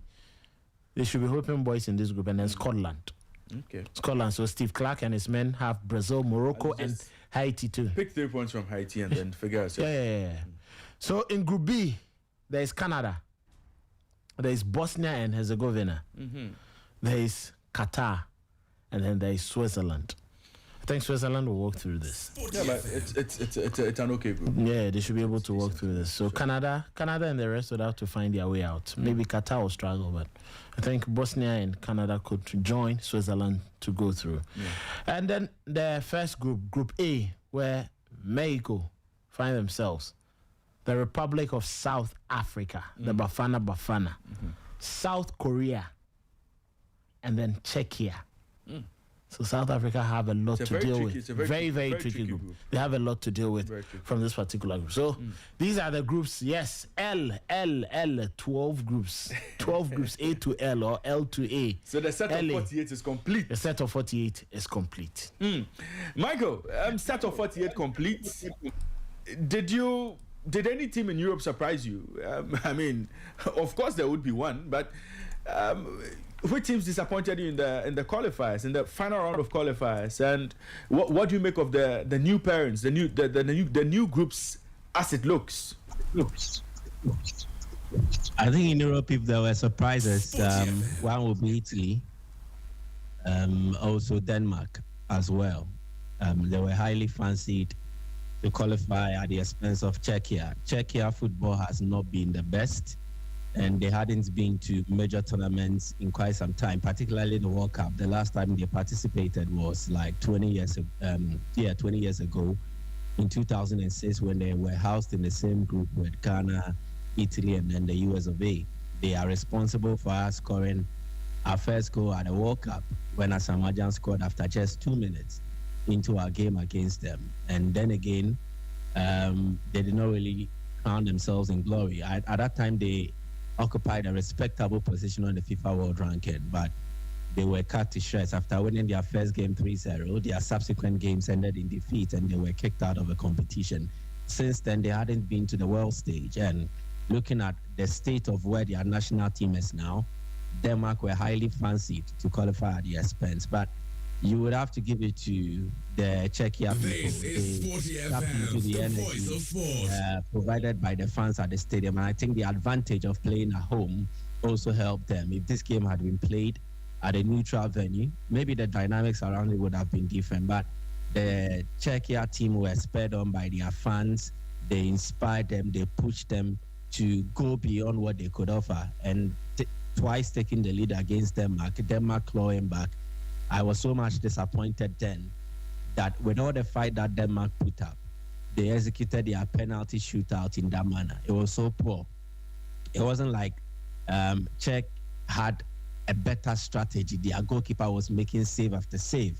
It was more about the Danes shooting themselves in the foot and then causing their own team in terms of their chances of qualifying. And I did not really find that as befitting for a team that was tagged as the favorite against the Czechia. So Denmark is a surprise omission for me in terms of teams that qualify using the European route. Again, Italy because they knew the task ahead and they somehow underestimated the fight that the Bosnians would give them. There are videos that have emerged of in the aftermath of their own win to qualify to the playoff final. Upon learning that they will be facing Bosnia and no Wales, some of the Italian players were seen smiling, happy that they were going to play Bosnia. I think that arrogance, one way or the other, played to the advantage of Bosnia. They entered this game with humility, but also with a certain mentality that they are underdogs, but they will never give up without fighting. And truly, when it was 11v11, Italy had the advantage. They took the lead. They were dominating. But as footballers, it is full of roller coasters. There could be twists, there could be turns, and then it shifts the pendulum. And that is exactly what happened in that game. The moment Italy had the red card, even from the Italian bench, there was a certain worry they wore on their faces throughout, from the coach, the likes of Gigi Buffon, Giorgio Chiellini, even the substitute players who were on the bench.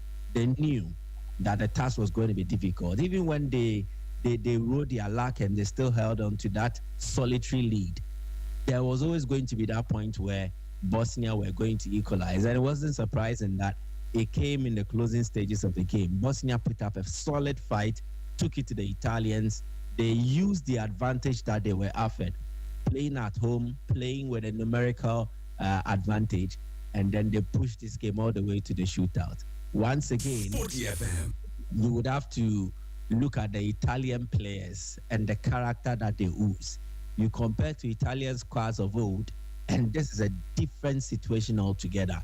There is a general problem with Italian football. it is not just about the quality of players they produce in terms of what they do on the field of play, but it is also about their character. In previous times, when we mentioned Italian players, you were looking out for technical brilliance. You were looking out for them giving you a certain quality, and they could be molded into various forms. Gianluca Zambrotta could play as a left back, could play as a right back. At a point in time, you could not tell his dominant foot because he was very okay playing with the left foot or playing with the right foot. He was very ambipedal. Then again, there is the story of Maldini. Paolo Maldini, naturally a right back, transitioned to a left back, played as a center back. His dominant foot was right, but his technical abilities meant that he could still play and play effectively using his left foot. So Italy have come from that era where they were churning out quality in terms of what players could contribute on the pitch, and then the character, leadership. You don't find them in this current Italian team. They have decent players, very good, not, I wouldn't even say very good, but good players. If Italy were where they are sought, then Francisco Pio Esposito should not be playing for the Italian national team. Matteo Retegui should not be the least marksman for Italy, Moise Kean and the others. No disrespect to them. They play for respectable clubs. But the point is that to appreciate the decline of Italian football, then you need to really subject the playing squad to much scrutiny. There is a huge drop. They've plummeted from Axis 1, from Axis 9 to Axis 1. And it is that bad. Again, the coaching. Italy was renowned for giving us astute tacticians. But they have to settle for Gennaro Gattuso because nobody even wanted the Italian job. It wasn't appealing. So Gattuso was the one they had to settle on. But this is an Italian side that has given us Cesare Prandelli, Maldini's father. There's been Arrigo Sacchi. I could go on and mention a lot of stellar names in terms of coaches that Italy has produced along the line. Even in their years where their powers were waning, Antonio Conte handled this Italian team. If it has to drop down to the level of Gennaro Gattuso, it should tell you clearly where Italy finds itself. So I think it is just a gradual decline of Italian football. And it started right after the 2010 World Cup, where they mounted a very poor defense of the title they won in 2006. 2014, they were shambolic. Then 2018, they did not even qualify. 2022, no qualification. 2026, still no qualification. Italian football is in serious danger. And the sooner they realize this and start working on a way back, the better it will be for them. And then what happens to them in the future. So that is it about the surprise. But I'm happy that Africa will be presenting 10 nations. The question remains, what impact can they make? Right, Michael. It's 70 days to the World Cup, and there's a lot we'll be talking about as far as the World Cup is concerned. So many more days to get into World Cup discussions, and so definitely would have you on for more discussions around the Mundial. Thank you very much, Michael, for joining us on the show this morning. It's been a pleasure having you as always. All right, Raymond. Thank you very much. Great. And that was Michael Asaribudi joining us from Kumasi, 91.3 FM, Sporty FM. Kelvin is here with me. Kelvin, final comments before we take the show home. Well, expecting lots and lots. After the international window, all Ghanaians, our attention is on who is going to be the next coach. So that is what, that is what we are waiting for. We know the two names, just as you've mentioned before.